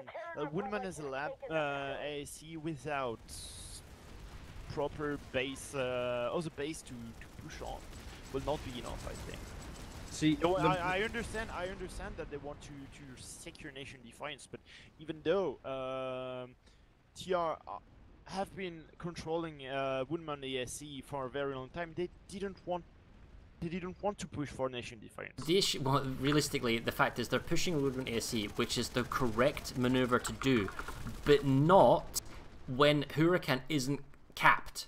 Because Huracan isn't capped, TR can still go there because they've shown they can dump 90% population and stop the cap at Huracan, and they're attacking Gurney. So they're going to get cut off again. So the NC push is great, but only if their back is secure. See, the biggest problem that we always see at Woodman ASE is that they don't have force multipliers. Yet again, NC are getting screwed from the west side because they're allowed to flank on them on the point. They have no harassers. They have one Sunday, which is the spawn Sunday, shooting towards the enemy that is flanking them. It's just I don't understand why they do this. Bring some Sundays, get them over here. You know, you need to be able to stop them light assaults from getting onto you, and then the gal drops. 60-second spawn room rush. Here it comes. This is what you the defenders are doing. Yeah, for in the Woodman ASE, sorry. So like the first 3 minutes of the fight, I can't hard to say, but the thing is, the first 3 minutes are irrelevant. It's all about what do you do that last 60 seconds when you get dumped. How are you going to stop that? Yep, they're flanking around the same side every time because it's not covered. The bridges. Yeah. 50 seconds. They're pushing. They've managed to get to the door. 40 seconds is just an eternity. These engineer barriers. There is a squad inside of NC. NC Max is about to go down. They're conking left, right, and center. Tiers on the ground. Pushing in. Thing is, what does it take? It takes 5 seconds from the tier on the front door to get the point. Exactly. There you go. Yeah. They're in. It's contested. There is NC still alive, but I think it's not enough. Yeah. There was just nothing covering their flank, and the TR just literally just walked in uncontested and cleaned up. Let's have a look at the Gurney Dam, because Woodman is a little bit defended by the TR. Good defense by the TR. Right now, Gurney Dam, you don't have force multipliers for the TR. Thunder is driving through for the NC, but only 1 minute and 30 seconds remaining until the TR capture the base once again. Will NC build be too late again? It doesn't matter, because they'll just take it back again.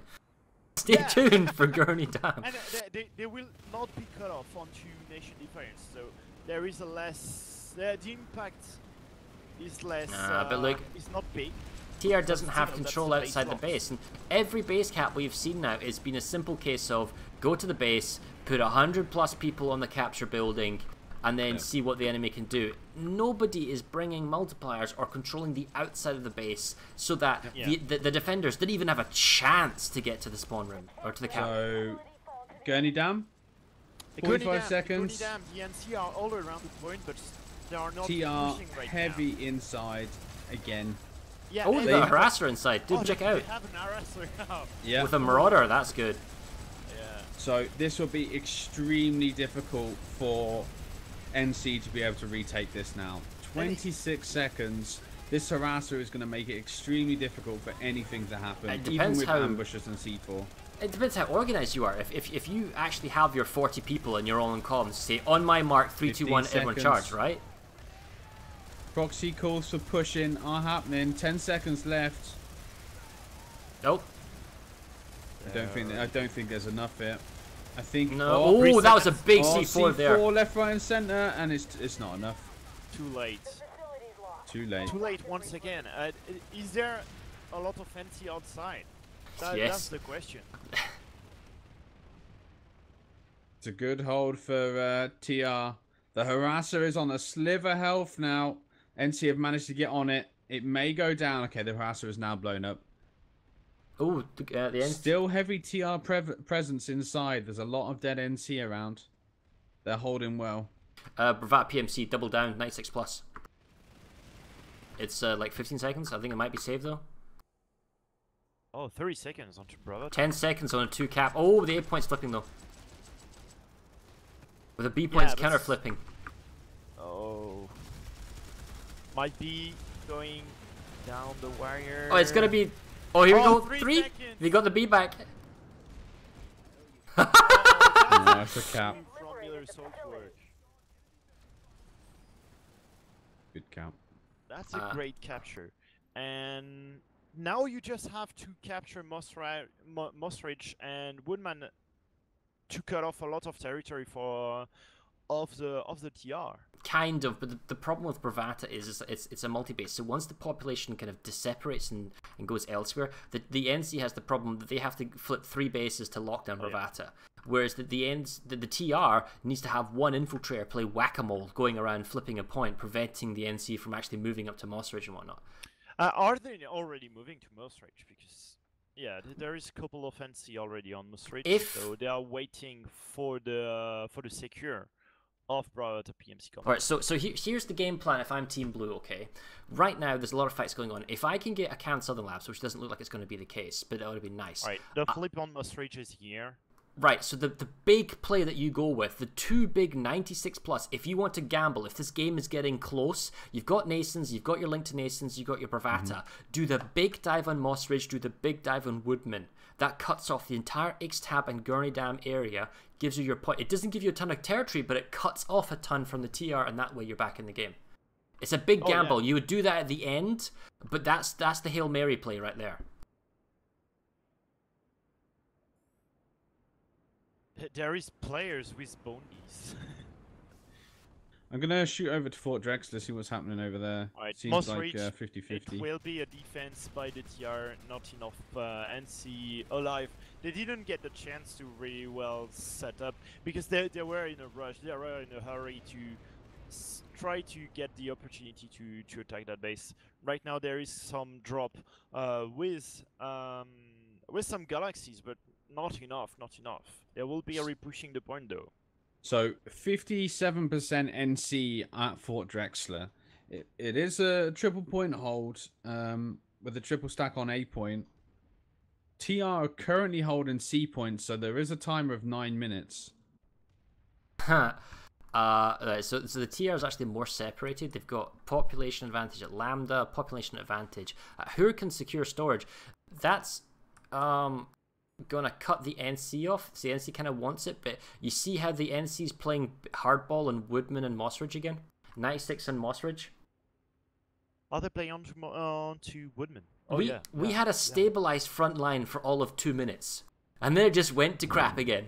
And then there was Bravata PMC compound, and now that's just insane. Yeah, it's like, don't get me wrong, the 96 plus is probably needed at Mossridge, but if you're going to do that, you need to take it. And then that population from Mossridge needs to go to Woodman, like immediately. In fact, I would even siphon some of that population over now, because you don't need 96 plus. What you need is force multipliers at Mossridge, Sunder's vehicle spawn logistics. Then you can afford to move the populations back and forth.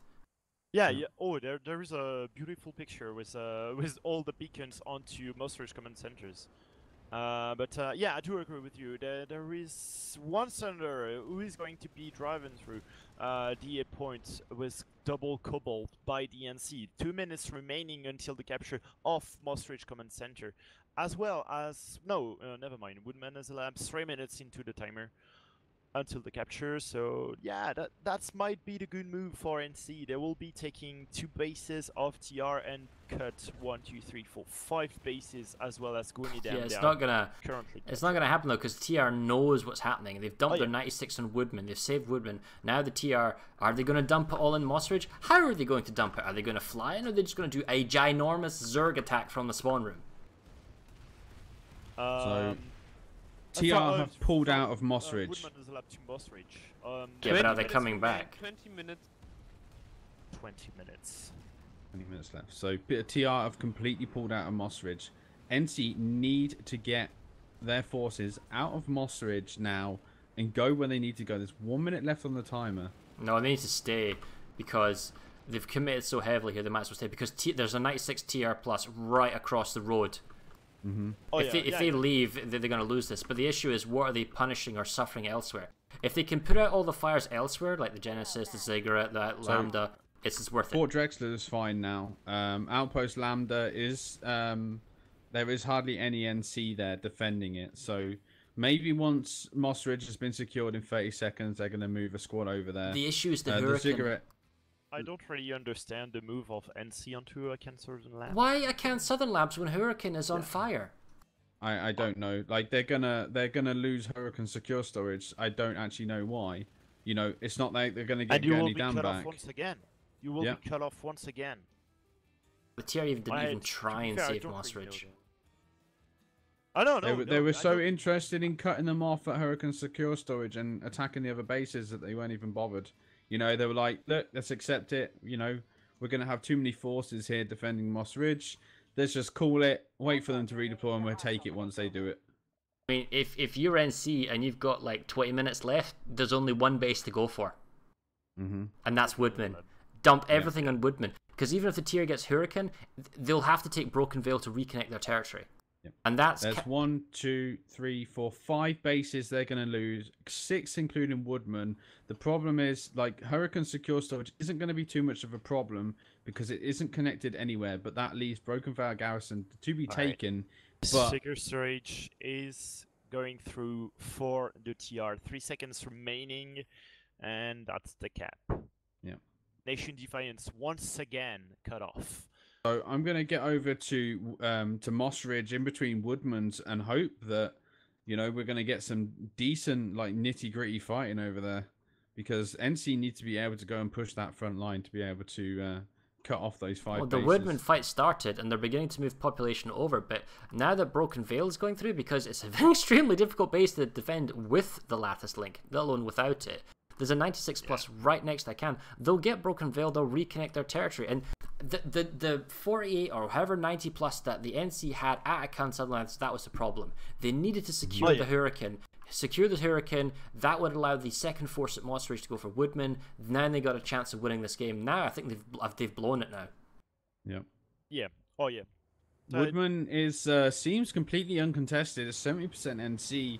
I don't see any TR near the point, but they are bringing Galaxies and Valkyries around. Oh no, at Woodman they didn't destroy the vehicle terminal, or didn't watch it, or camp it. TR just grabs... Sundays are coming in from behind. And there is free access to the point. There is no defense. You can't defending the point. You can't get to the vehicle terminal because it's too close to the spawn room. You can remote camp it though. This is the point. This is why having external controls is important. No, they don't have the numbers. They've pulled the numbers that was going to attack. Whoa, hold on a second. 75% TR have just redeployed to Woodman. Dude, like, they did not want to lose this. They sent some people to Woodman, but then they sent other forces to Bunker, then other people to Zots. So they split their forces in 3 rather than going for the cutoff. Because look, they've dumped population on Broken Veil. The cutoff remains. This is the NC, right? The Team Blue. So that's not going to happen. Plus, they got a fresh attack at Hurricane secure storage, so they're going to reconnect Broken Veil. But they split their they split their forces in 3 instead of going for Woodman with everything. Unless someone's done like the maths and realized the cutoff isn't enough to win, or they're waiting for this cutoff for the coup de grace in the last 5 minutes. I'm telling you, the Team Red Force Commander is not stupid. He'll see it coming. Oh yeah. He knows that's the weakness of TR right now. Woodman as a lab as well as Hurricane secure storage. If NC manage to capture those bases, that will be very difficult. They want Akan Southern. Chat is saying they need Akan Southern, and I have to agree. You know, if they push Akan Southern, then they'll be able to take Woodman because they cut it off at Moss Ridge. So if they're able to take Akan Southern, then they're going to be able to force their hand on Woodman. Because they won't be able to redeploy there. That's a big if though, because Hurricane secure storage isn't going to go anywhere. And the fact is, the knife has been in and twisted. Like the Lambda's there, and you've got harassment forces at Hunter's Blind and Cairn. Once that see the Hunter's Blind, not Cairn Station because it's a large one, but Hunter's Blind. When that gets to about 2 minutes, the small harassment forces there, if they can get like just spawn logistics and stuff like that, that's when you can move in the TR population, and you can dump that in 2 minutes. Hurricane storage, oh my god. That is heavily fortified by the TR. They do not want to be able to losing this. Alright, the attack has been set up by the TR onto Brawlhalla PMC compound. They brought several Sunders onto the point, but it's only in 24:48. What's got me is the number of equal fights. Every base I've come to, right, where the population is 50-50, the defenders win.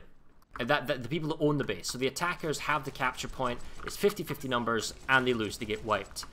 which is not the case. You should be winning your 50-50 fights. That's step one of any smash. Yeah. Why is TR defending Iron Key with 48 to 96? Because why not? What the hell? That's like a huge chunk of their population doing nothing. Oh, they are going ham as well onto cigarettes. And So Turbine is still under pressure. why have NC decided to push J993? They have It wasn't just J993. 36% pop at bunker J993. I don't see why. Well, no, They they've need to- lost. That's why, because they were being pushed off. It was 50-50 in the running of pop. But the thing is, what gets me is that they tried to go for Zot's Abatorium, and they tried to go for Bunker, and they tried to go for Woodman at the same time. See, the counter threat is if the NC was somehow to keep Hurricane secure and then Broken Veil, they've got one side of a pincer. And then if they went Bravata, PMC, Moss Ridge onto Woodman and took their entire force of Woodman, not splitting it Bunker and Zots on Woodman, that would have worked. But the TR's counterplay to this, the counterplay, is to take Ziggurat and then force Eastern Substation, because that then cuts off Bravata on the other link. So NC have pushed onto Hurricane Storage. They've pushed the TR off. TR are still dropping here. Couple of Valkyries dropping a small squad, but they're just getting wiped as they dropped. 3 minutes on the timer for here. I don't know if it's going to be enough for them to actually be able to push them enough to be able to take the next base. I mean, they've got to resecure this with 3 minutes and be able to take Woodman's before the end of the smash, which is, what, around 10 minutes now? Oh yeah. It's going to be cutting it fine. Ziggurat still under pressure. You have a couple of Valkyries farming above the point, 2 from the TR. The beacons are here for the NC as well as TR. And the flip is here, the defense is here for the NC on Ziggurats. Though they will not be losing that base, not yet. Yeah, 48 to 96, redeploy that. So they've resecured Khan Woodman Station again. and construction sites, SRP Hydroponics and construction site Sigma. If Oh, I they am were being NC, capped. if I am NC right now, put everybody you've got on Hurricane and everybody else in Woodman. Double those 2-point bases. You just need to cut them off, cut their territory Broken off and see what Veil's happens. like, I don't know what you can do about Broken Veil, right? I mean, it's going to be what it is, but Broken Veil is one of those bitch bases that you can then jump on. But the thing is, that's 8 minutes. If there's 10 minutes left in the game, you're going to need at least 8 minutes to have this go through. But you're at the end of the point where, right, it doesn't matter about Ziggurat, drop everything on the Woodman. Like, oh no, they've got 1 to 12 on Bunker. That's not it. Woodman is the key base. Oh, Yeah, goodness. that's what I'm saying. But like, why are they over at J993? It's absolutely pointless. Unless it's like one guy. This stage. Dude, yeah, I that might be one guy. I'm going to check that out. So No, that's an entire squad. NC are about to get pushed That's out of unfair. Woodman again because they just don't Double have galaxy. enough support There here. is a drop onto Bunker. And why the hell will they drop onto Bunker? You want- there is at oh least my 3 God. squad That's onto so Bunker. strange. That's such a strange decision right now. What If are you they can keep doing? air control over Woodman ASC, or even just vaguely, that means you can control the roof. If you can control the roof, there's only the spawn building. There isn't a teleporter that's useful. You can dominate anyone that goes to the vehicle pad or anyone that comes out the spawn room. But it involves air control. And it's 2 minutes to go on the base. What's the oh my god, they're out popped already. They outpopped So, the points as TR you cleared are off heavy by on TR. Woodman. It is a 2-minute cap timer, but it's just about to be flipped by the TR. And it's starting to be reverted. 67% TR.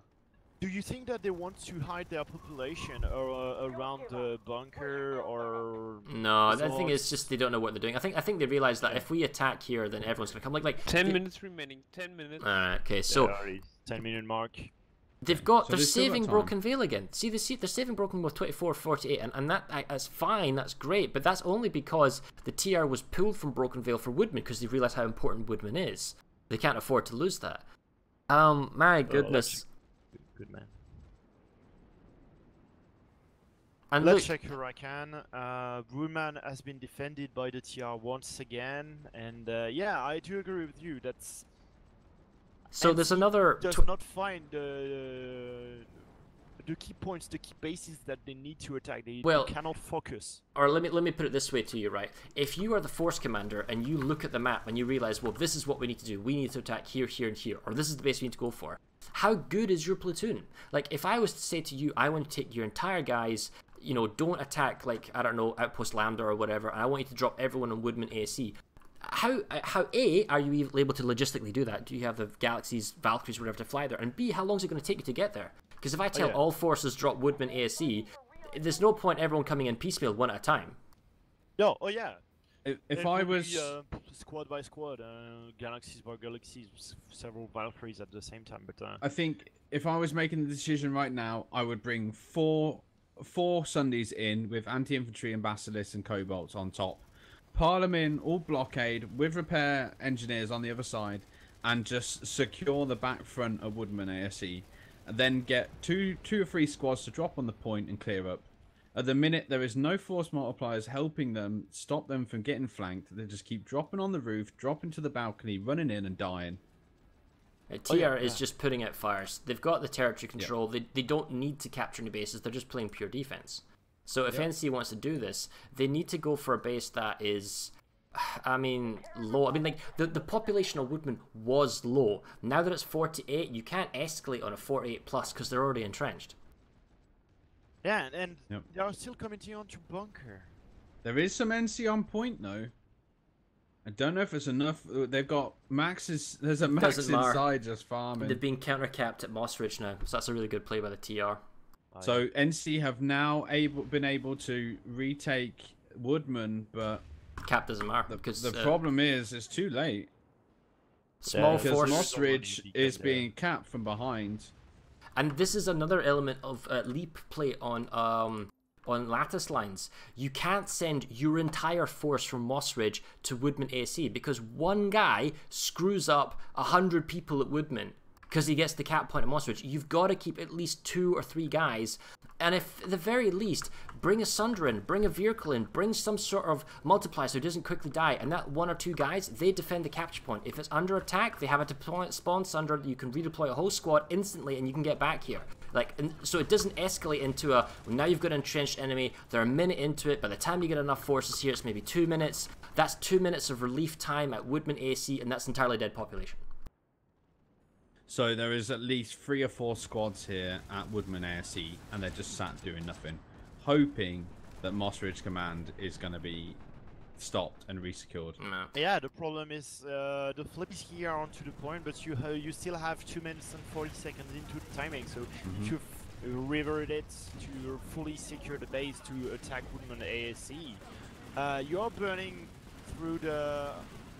You're burning really quickly the 10 minutes remaining of the match. Like, well, see, 1 minute, 8 maybe. 1 minute resecure on Moss Ridge.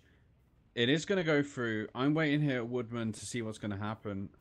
Well, Hurricane's secure storage is now secure because the amp station's flipping with quite a lot of forces. And the Broken Veil is ticking in. I think what the NC was trying to do is they were trying to get Broken Veil secured so they could do a disconnected lattice attack on a Can Southern Labs to then pinch into Woodman, but it's just not working. I'm not quite sure how they're able to continue the cap because they have no. Oh, okay, they do have a connected link. Yeah.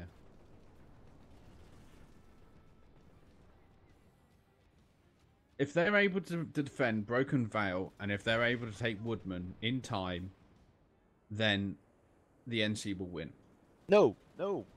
I don't think that they will win. They are only at 38, and... Yeah, but you're going to cut off 1, 2, 3, 4, 5, 6, 7, 8, 9, 10 bases from the TR. That will bring to maybe 40 to 48. 5 minutes remaining. In 5 minutes, you don't have enough time. Moss Ridge has been defended already. So there is a squad onto Woodman as well. If we can go into this Hurricane Amp Station, see how he said 5 minutes remaining? That's a 5 minute 25-second cap. Leave it. It's dead pop. Yeah. You never cap. That doesn't matter. Gahanan Tech Plant, that unfortunately does matter. You need to stall that for 20 seconds. Then it doesn't matter. You know, you're reaching that critical section where there are only a limited number of bases. Zot's Agricultural Lab, that's important. Junker Bay 993, that can go through. The Ixtab War and the Ixtab Southern Pass, if you flip them now, they'll go through. But the cutoff needs to, I don't even think it can happen because you'd need to get Broken Veil flipped and then you need to get a Can Southern Lab. So that cutoff simply will not happen. NC just got completely wiped at Woodman's. TR were like, nope, don't think so. We know you're sat here. See you later. Through the plan of NC from miles away, from timers away, I would say. So as soon as Mossrich got defended, there was already a squad with maxes onto Woodman as a lab A point for the TR. So they've just taken Broken Vow Garrison. Like, I just don't see NC are going to be able to come back from this. I think.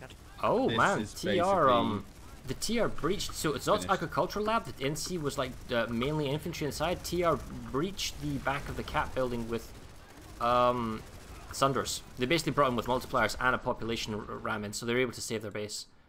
So NC are pushing into Woodman. They know they need to have this. There is a hell of a lot of dead bodies on the map. Oh, it doesn't matter. They don't have a Mossrich command center. Exactly. And it's too late now because we're past that 4-minute marker. There's not enough time to save Mossrich and then cap Woodman. That's dead. So bunker J903 works. Apparently, the Force Commander has rage quit, according to Yell Chat. Oh. The new conglomerate Force FC Commander rage quit. has rage quit. The 3 NC, minutes remaining. NC Force Commander's rage quit, apparently. And it has, I think the NC have rage quit as well in terms of population. No, it's still 52-47, so...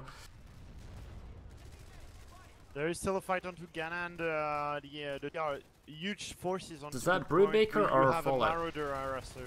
I tell you what though, Or if you're the Force Commander, right, and you're looking at the map, and like us right now, generals in the sky looking down the map, we need to do X, Y, and Z to win.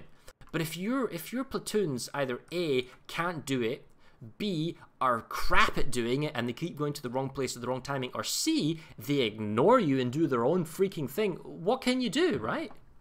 You can basically do nothing. That's really difficult to be in the seat of the Force Commander, because he got the chance to do the strategy. If that strategy doesn't work, or even though the strategy might be good, if you don't have the good tools communication to do it, or the organization with the team leaders, hammer nails with right.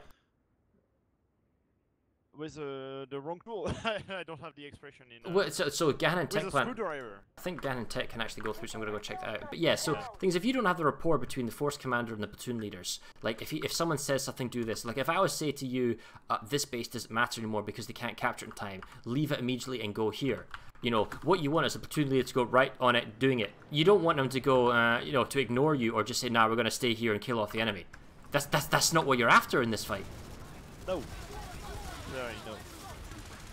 Oh, I think the NC are Still safe. no Sundays here at Woodman. There's a resecure at Moss Ridge in 10 seconds, but there's no Sundays here supporting the push. TR pushed them off Woodman's again. Alright. NC defended the airpoints, so you said they needed to flip the airport for 30 seconds, I think. And the Ganon's safe. It's not going to go through. It. Yeah. So Ganon will be safe. 1 minute. Okay, 1 minute. What does that mean? There's no other bases I can go through. That's it. No, that's it. Yep. Oh crap, that 10 minutes quickly finished, didn't it? Yeah, because all the attention was onto Most Ridge Command Center, and as soon as that base got defended, NC got wiped. They had a good shot at some point just to cut the TR at Woodman as a lab, and they failed. They failed it. And that might be the reason why they might have failed it, because the FC has rage quit, or the FC has rage quit because they failed. Well, when you get numbers that are in the 280 number, that's why you have an AFC, an Assistant Force Command, because the Force Commander might not have rage command, he might have disconnected or crashed. You need somebody to jump in. 5, 4, 3, 2, 1. End of match. 60 to 38. So there's not an admin who's able to... Oh wait, check that out! We actually have an admin to lock the map for once. Hooray! So 60 to 38. So Brewbacker quit, apparently. Well, no matter. Let's not go into it. See in TeamSpeak if we can give them a moment to cool down, see if we can't get whoever's left of the leaders for both teams and have a little chat here in an interview.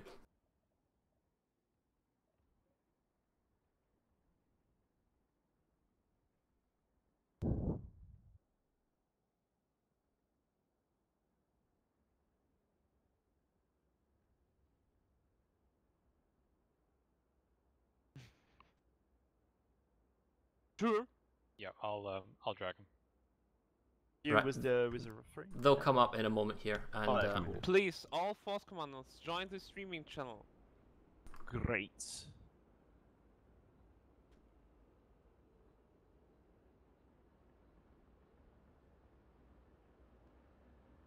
expand the TeamSpeak so everyone can see who's talking. Yeah, I will sound onto the game.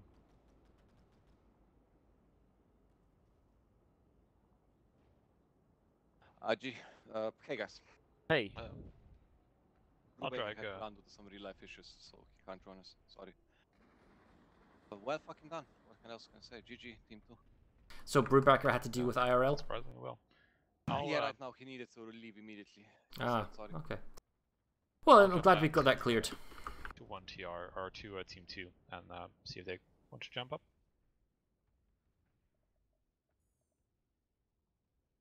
Well, that was interesting to watch. I can't honestly say there was a front line. I think it was all over the place all the time. Yeah. Yeah, that's what literally summed it up, right? Yeah, I thought it was really interesting to watch, and like I say, it's kind of very similar to what we saw last time with the Woodman fight back and forth, and obviously Gurney Dam. Very similar to the Thunder versus Miller match. It'd be interesting to see if we can move the Community Smash probably next time to a different continent to see some different gameplay. Last time it was on Amarish, I think. The Community Smash 4 was. It was an Amarish. No, Yeah. You can't use 300 plus on each side on any other continent. But Hossin, though, what we can do for next Smash will make it. We can do it as a East-West setup, like the Community Smash organizers can do it as an East-West setup, and then you don't have this southern warp gate, and it's again immediately a different map, I would say. Yeah. That sounds good. That sounds better. So I tell you what, let's. Do we have both Force Commanders from both teams here? Fallout, you were with the team. Yeah, I was with Warwick. And okay, so we've got TR here as well. Let me ask the opening question then. What was the opening play from the two Force Commanders? What was your desires or intentions at the beginning there? Do you want the actual opening play or what actually happened? Surprise us! Oh, God, because the opening play from our Force Commander was to immediately disconnect and leave the ANC with the job. God damn! You just oh god damn it! So yeah, his TeamSpeak or whatever, something wasn't working, and actually like at match the start. Yeah, What the happened? computer didn't actually embrace the mic, and suddenly this mic just disappeared, stopped working. So I had to literally switch computer and log into another computer. Jesus Christ! So just so everyone, Maddox, blew half the match. Maddox and Jaycock, you guys the leaders of Team Red, so you're the winners Yes. today. So it all worked out for the best. Oh, absolutely. Oh god! So that This was is my first win. Oh! Well, congratulations. I'm glad you're away from the crown. Oh god! Oh come on! If for anyone who doesn't know what the crown is the Korean server which Maddox was the champion of. So what was the intended opening play then for Team Red? Okay. Can I go on? Yeah, sure. Go for it. Oh, okay. For opening setups, we had full platoon and half platoon, which are elite squads. Both of the elite squads for QRF go to Sharp's Run and go into cap there, and we have 2 platoons, full platoons on Broken Veil, and 3 full platoons on Except Power Wreck. Actually, we're gonna have. We meant to have full force on Except Power Wreck because that was the key base through the Gurney Dam. So we did there, and we just put Captain Cox's platoon, 1 TR to Eastern sub, and actually I predicted that no one's gonna go to Nasons, but they actually popped up Nasons like the whole platoon. So that didn't work. That didn't work out for us because actually we tried to use the Nasons vehicle terminal to pull prowlers from there and to get that prowlers to accept power regulation. I think we noticed that, the abandoned one. So that was the intended plan. Did that mostly go to play when it started, or no. what happened? Okay, no, it just got right over to the edge. It just went, yeah.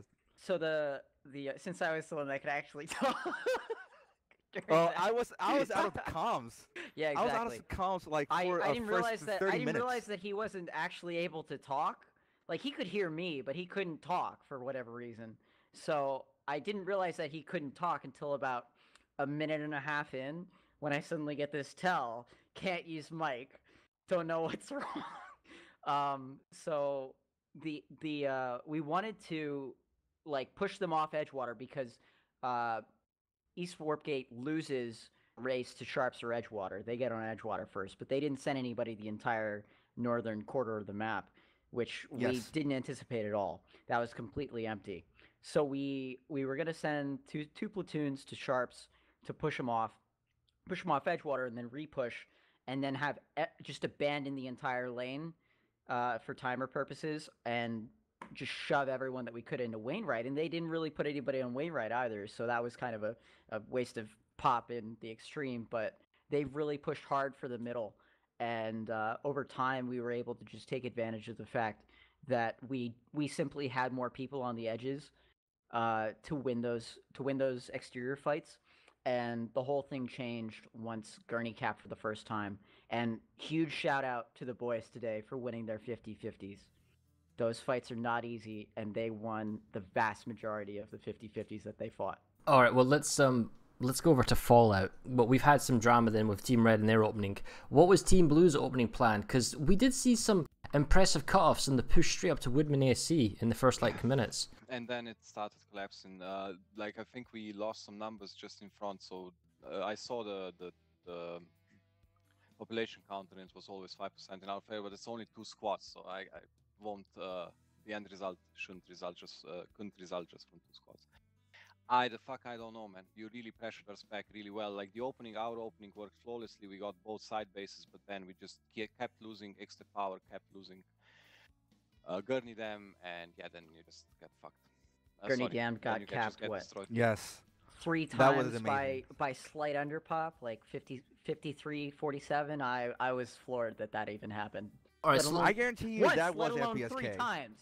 That doesn't happen very often in Smash. Well, this wasn't a normal Smash, and we'll get into it in a minute, but what was your composition here? You guys with the FCs, did you have a platoon leader per lane, or how did it go? Or did you just have like tons of QRF? Because it looked to us that you had either empty ghost caps, very low harassment forces, and then just 2 bases 96+.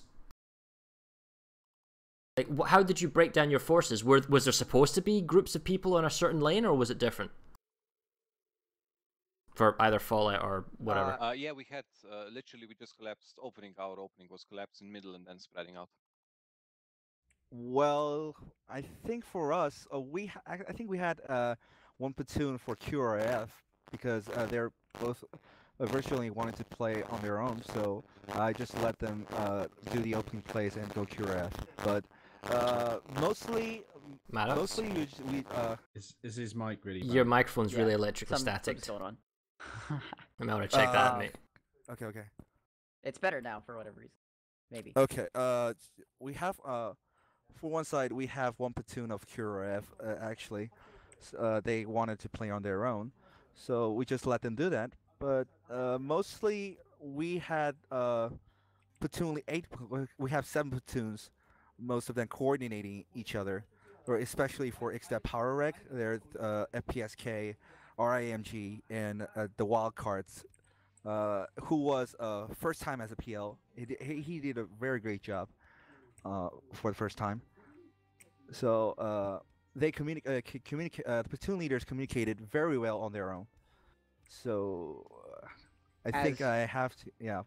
As tends to happen with Smash, you plan for something and you tell someone they're going to go there, and then they get thrown all to hell. Like I have the layout in front of me of kind of where I thought different platoons would wind up playing most of the game, but we had Rush's platoon with RMG. They were supposed to be in the power reg area, but they spent basically the last hour of the game out on the western half. lanes. Yeah, with near Ganon and Fort Drexler, those were the guys pushing there, and that's where we really saw the territory differential that won us the match by the margin that it did. And they were supposed to be playing on power reg. Well, not supposed to, but that was kind of where I envisioned they would normalize to. Well, let me ask Fallout then, right? So Fallout, you are taking the burden, or it was yourself and Brew for a while, okay? We looked at the map at one point, and you had this great. No, Brew was here until the end. He just needed to. Oh, okay, right. So it's you and them at the end, and you had this great push, and things were kind of falling apart. And then, what's going through your head when you're not attacking any base, other than you just grabbed a Can Biolab? Right, so maybe you can explain the logic of going for the Can Biolab, but then 10 of your bases are under attack. I know.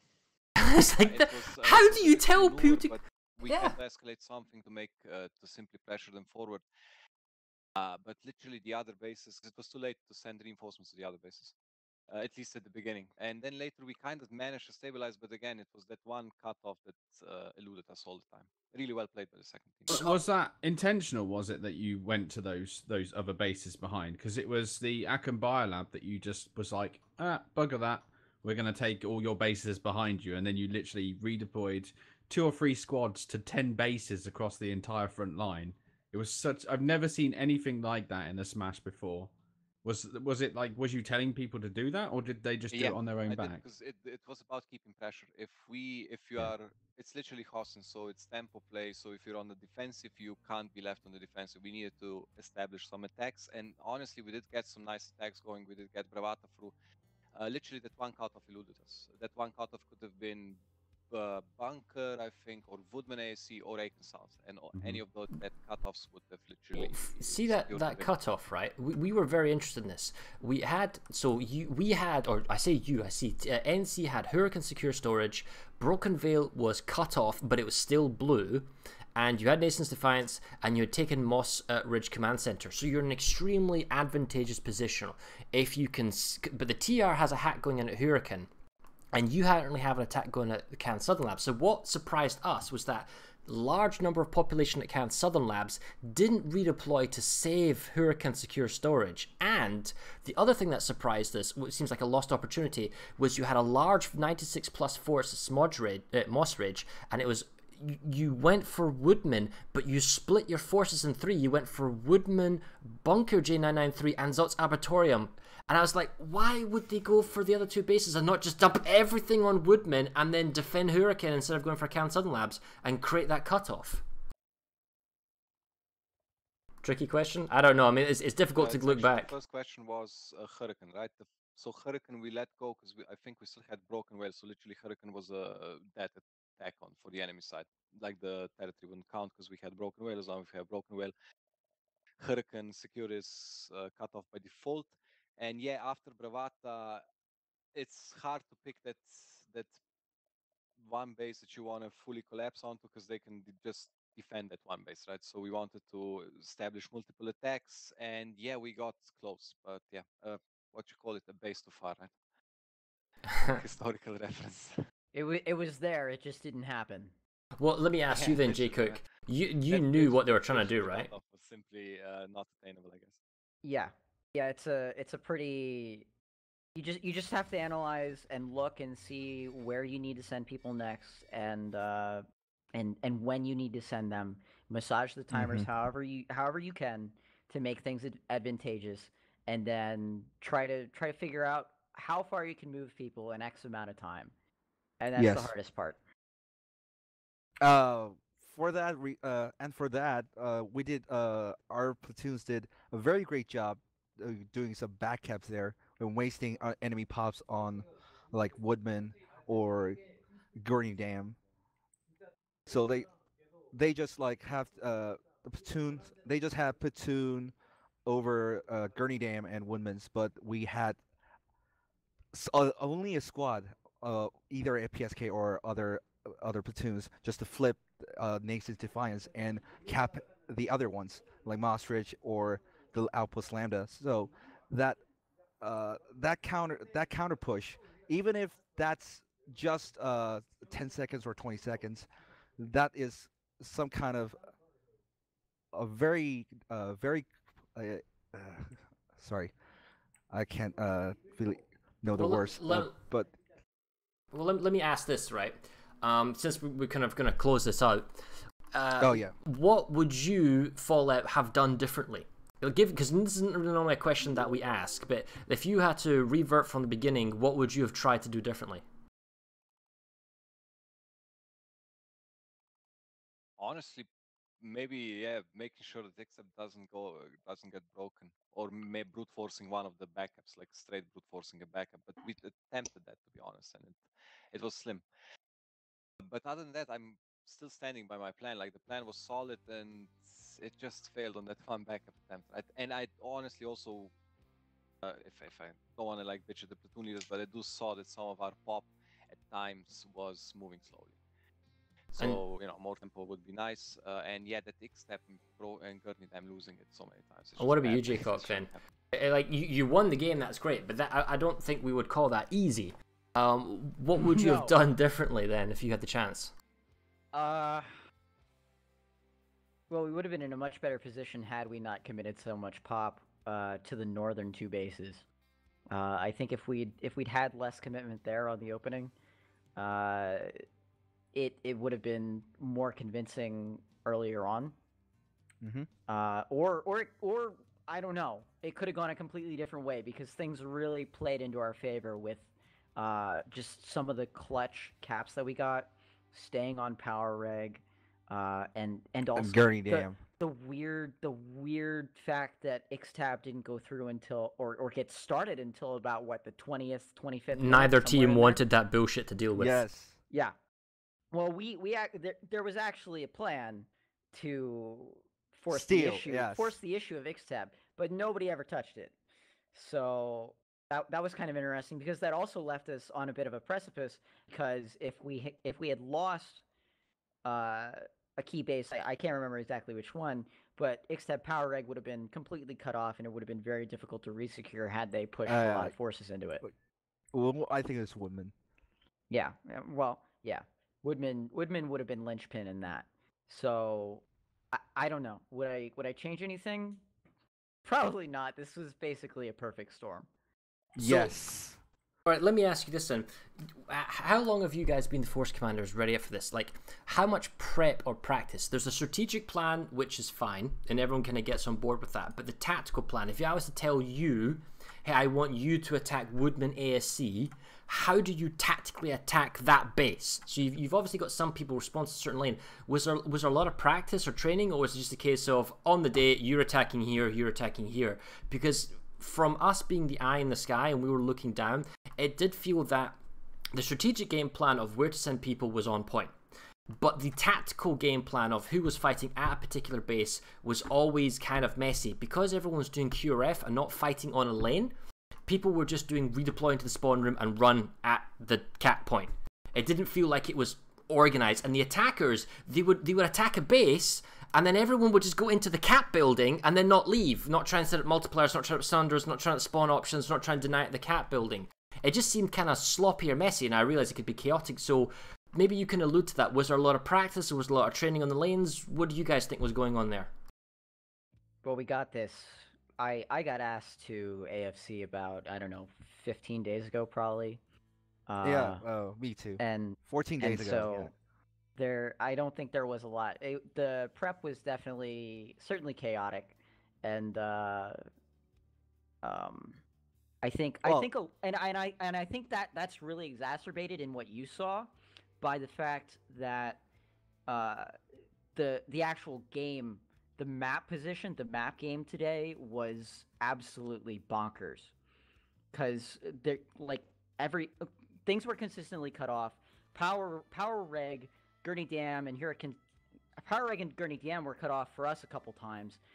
They had all that other stuff behind there cut off, so we were cutting each other off, and the map state was terrible. So you had to have people ready to move, and sometimes the easiest way to do that is to redeploy into the spawn room.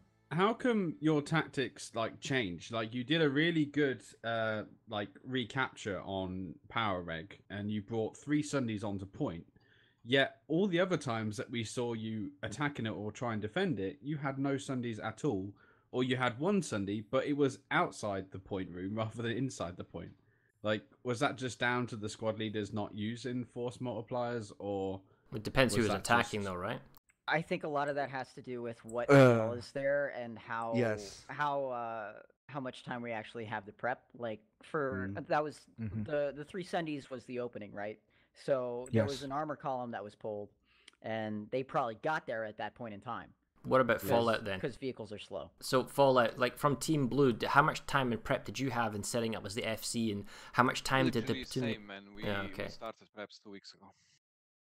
Or 2.5 weeks ago, something. And then slowly ramping it up with, force structure, platoon leaders, and then they do the details during the last week and a half or something. But both of you are experienced commanders anyway, so I suppose that helped towards obviously your positions. So we've both been doing this for a long time. Yeah. Awesome. Well, I mean, you got any parting words, I should say, before we head off? No, I think it was well fought, and even though the score doesn't look close, it was definitely on edge for about the first 45 minutes. It was really at the very least the first 45 minutes. It could have been very different. I think if you were a little bit more lucky as NC on Woodman and was able to cut off the entire territory to the south of it, I think things would have been a lot different for you guys. But unfortunately, you just didn't have enough time to be able to just turn that over and before the end of the match, unfortunately. So you seem to be fighting for a good 10 minutes just on around 2 bases. So it was very well fought. It was really enjoying to watch, and like I say, it was definitely chaotic and hectic throughout the entire front line. So it's really enjoyable. So thanks for that. Thank you. Thank you, man. Any last words, Fallout? Others we head off? No. GG. Well played. Awesome. Right. Well, me and Nico will jump up. Thanks very much, guys. You have a lovely time, and we'll see you next time. Have a good Thank one. you. See you next time, boys. Thank you very much. All right. Well, that's us. Hooray. Hey. Indeed. It was What a good. match. Enjoyed it. It was Despite what they're saying, so they were focusing purely on a strategic level. Tactically wise, I still feel it was lacking compared to what we've seen before, but it was still a fantastic game. Chaotic, back and forth, and everything was just a mess, and that's Hossin for you. It has enough lanes to let that chaos happen. That's Planetside for you as well. It's just complete mayhem everywhere. I think that Planetside can be a bit more beautiful than it was today. Yeah, I agree. When you have the forces more diversified rather than just 96 plus fights, it's still awesome. There is no other game out there that in the internet that does combined arms like this. But when you put like 100 people in one particular building, no one's having fun there. Yeah, that's just the one who is going to drop the most pop onto base. Tactics matter and luck matter. We've seen this onto Woodman AIC, but yeah, that really showed. When we had the servers smash with the cup between the servers, I think we had more interesting plays. Now we're just dumping population on. Well, it's more of a fun thing. It's a community thing. So you still don't have the tight knit thing. So I don't think you can hold server smash and community smash in the same bracket. It is still a smash, and then how it plays. But it's at the end of the day, it's supposed to be. I use the word fun. And enjoyable, right? Use that lightly. It's not supposed to be maximum cheese, and by cheese I mean maximum force multiplier and every possible ounce and way to win the game. You gotta have a good time, but I don't know when the next community smash is gonna be. Probably gonna have to be arranged and wrangled and whatnot, and I don't know if there's gonna be another server smash or a smash in general. So in terms of that answer, we hope everyone who is watching has enjoyed this and enjoys the rods and the replays and all that type of stuff. Yeah, that was the first time we had the triple POV of each camera though. So run by Corliss, yep. So if that's another thing to give us some feedback perhaps as well on Reddit, whether you liked that, whether you even bothered watching it, or if you haven't watched the triple view pack, maybe you should go back and watch Corliss's VOD and check that out and see what it's like. But as for us, Nico, I think this is us. I don't think there's anything else really to cover.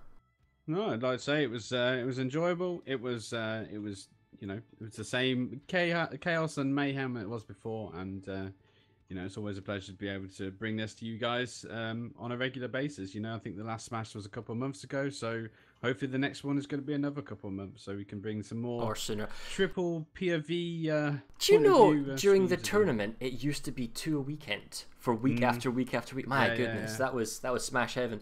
All right, well I'm gonna head off. I'll catch you later, Nico and Ati, and just we'll see you all around. All right? Yeah. See you later. Cheers, mate. bye. All right, that is the end of Server Smash. Not really, it's Community Smash. Community Smash 5 is over. That was Hossin. We were fighting Terran Republic Red in the east with the New Conglomerate Blue in the south. The Force Commanders was Maddox on J-Cook for TR Red. The team leaders for Team Blue, New Conglomerate, was Brubaker, who had to leave very end due to IRL reasons, and Fallout, so they were playing the NC. The numbers were about 12 different, 300-ish roughly on both sides, and it was chaos. Now, the reasons for the chaos is how they're playing and whatnot, so hopefully you enjoyed that. That was pretty freaking awesome. Whenever that comes up next, I will definitely advertise that we're going to stream it again, and you can watch. And if you don't know what Planetside 2 is, go check it out. It's a free-to-play game. Try it. It's cool. It's awesome. It's maybe not this chaotic on live servers, but it's pretty sweet. Now, for me, I'm going to stop the stream. You guys have a lovely afternoon, evening, morning, wherever you are in the world, and until next time, we'll see you then. Goodbye!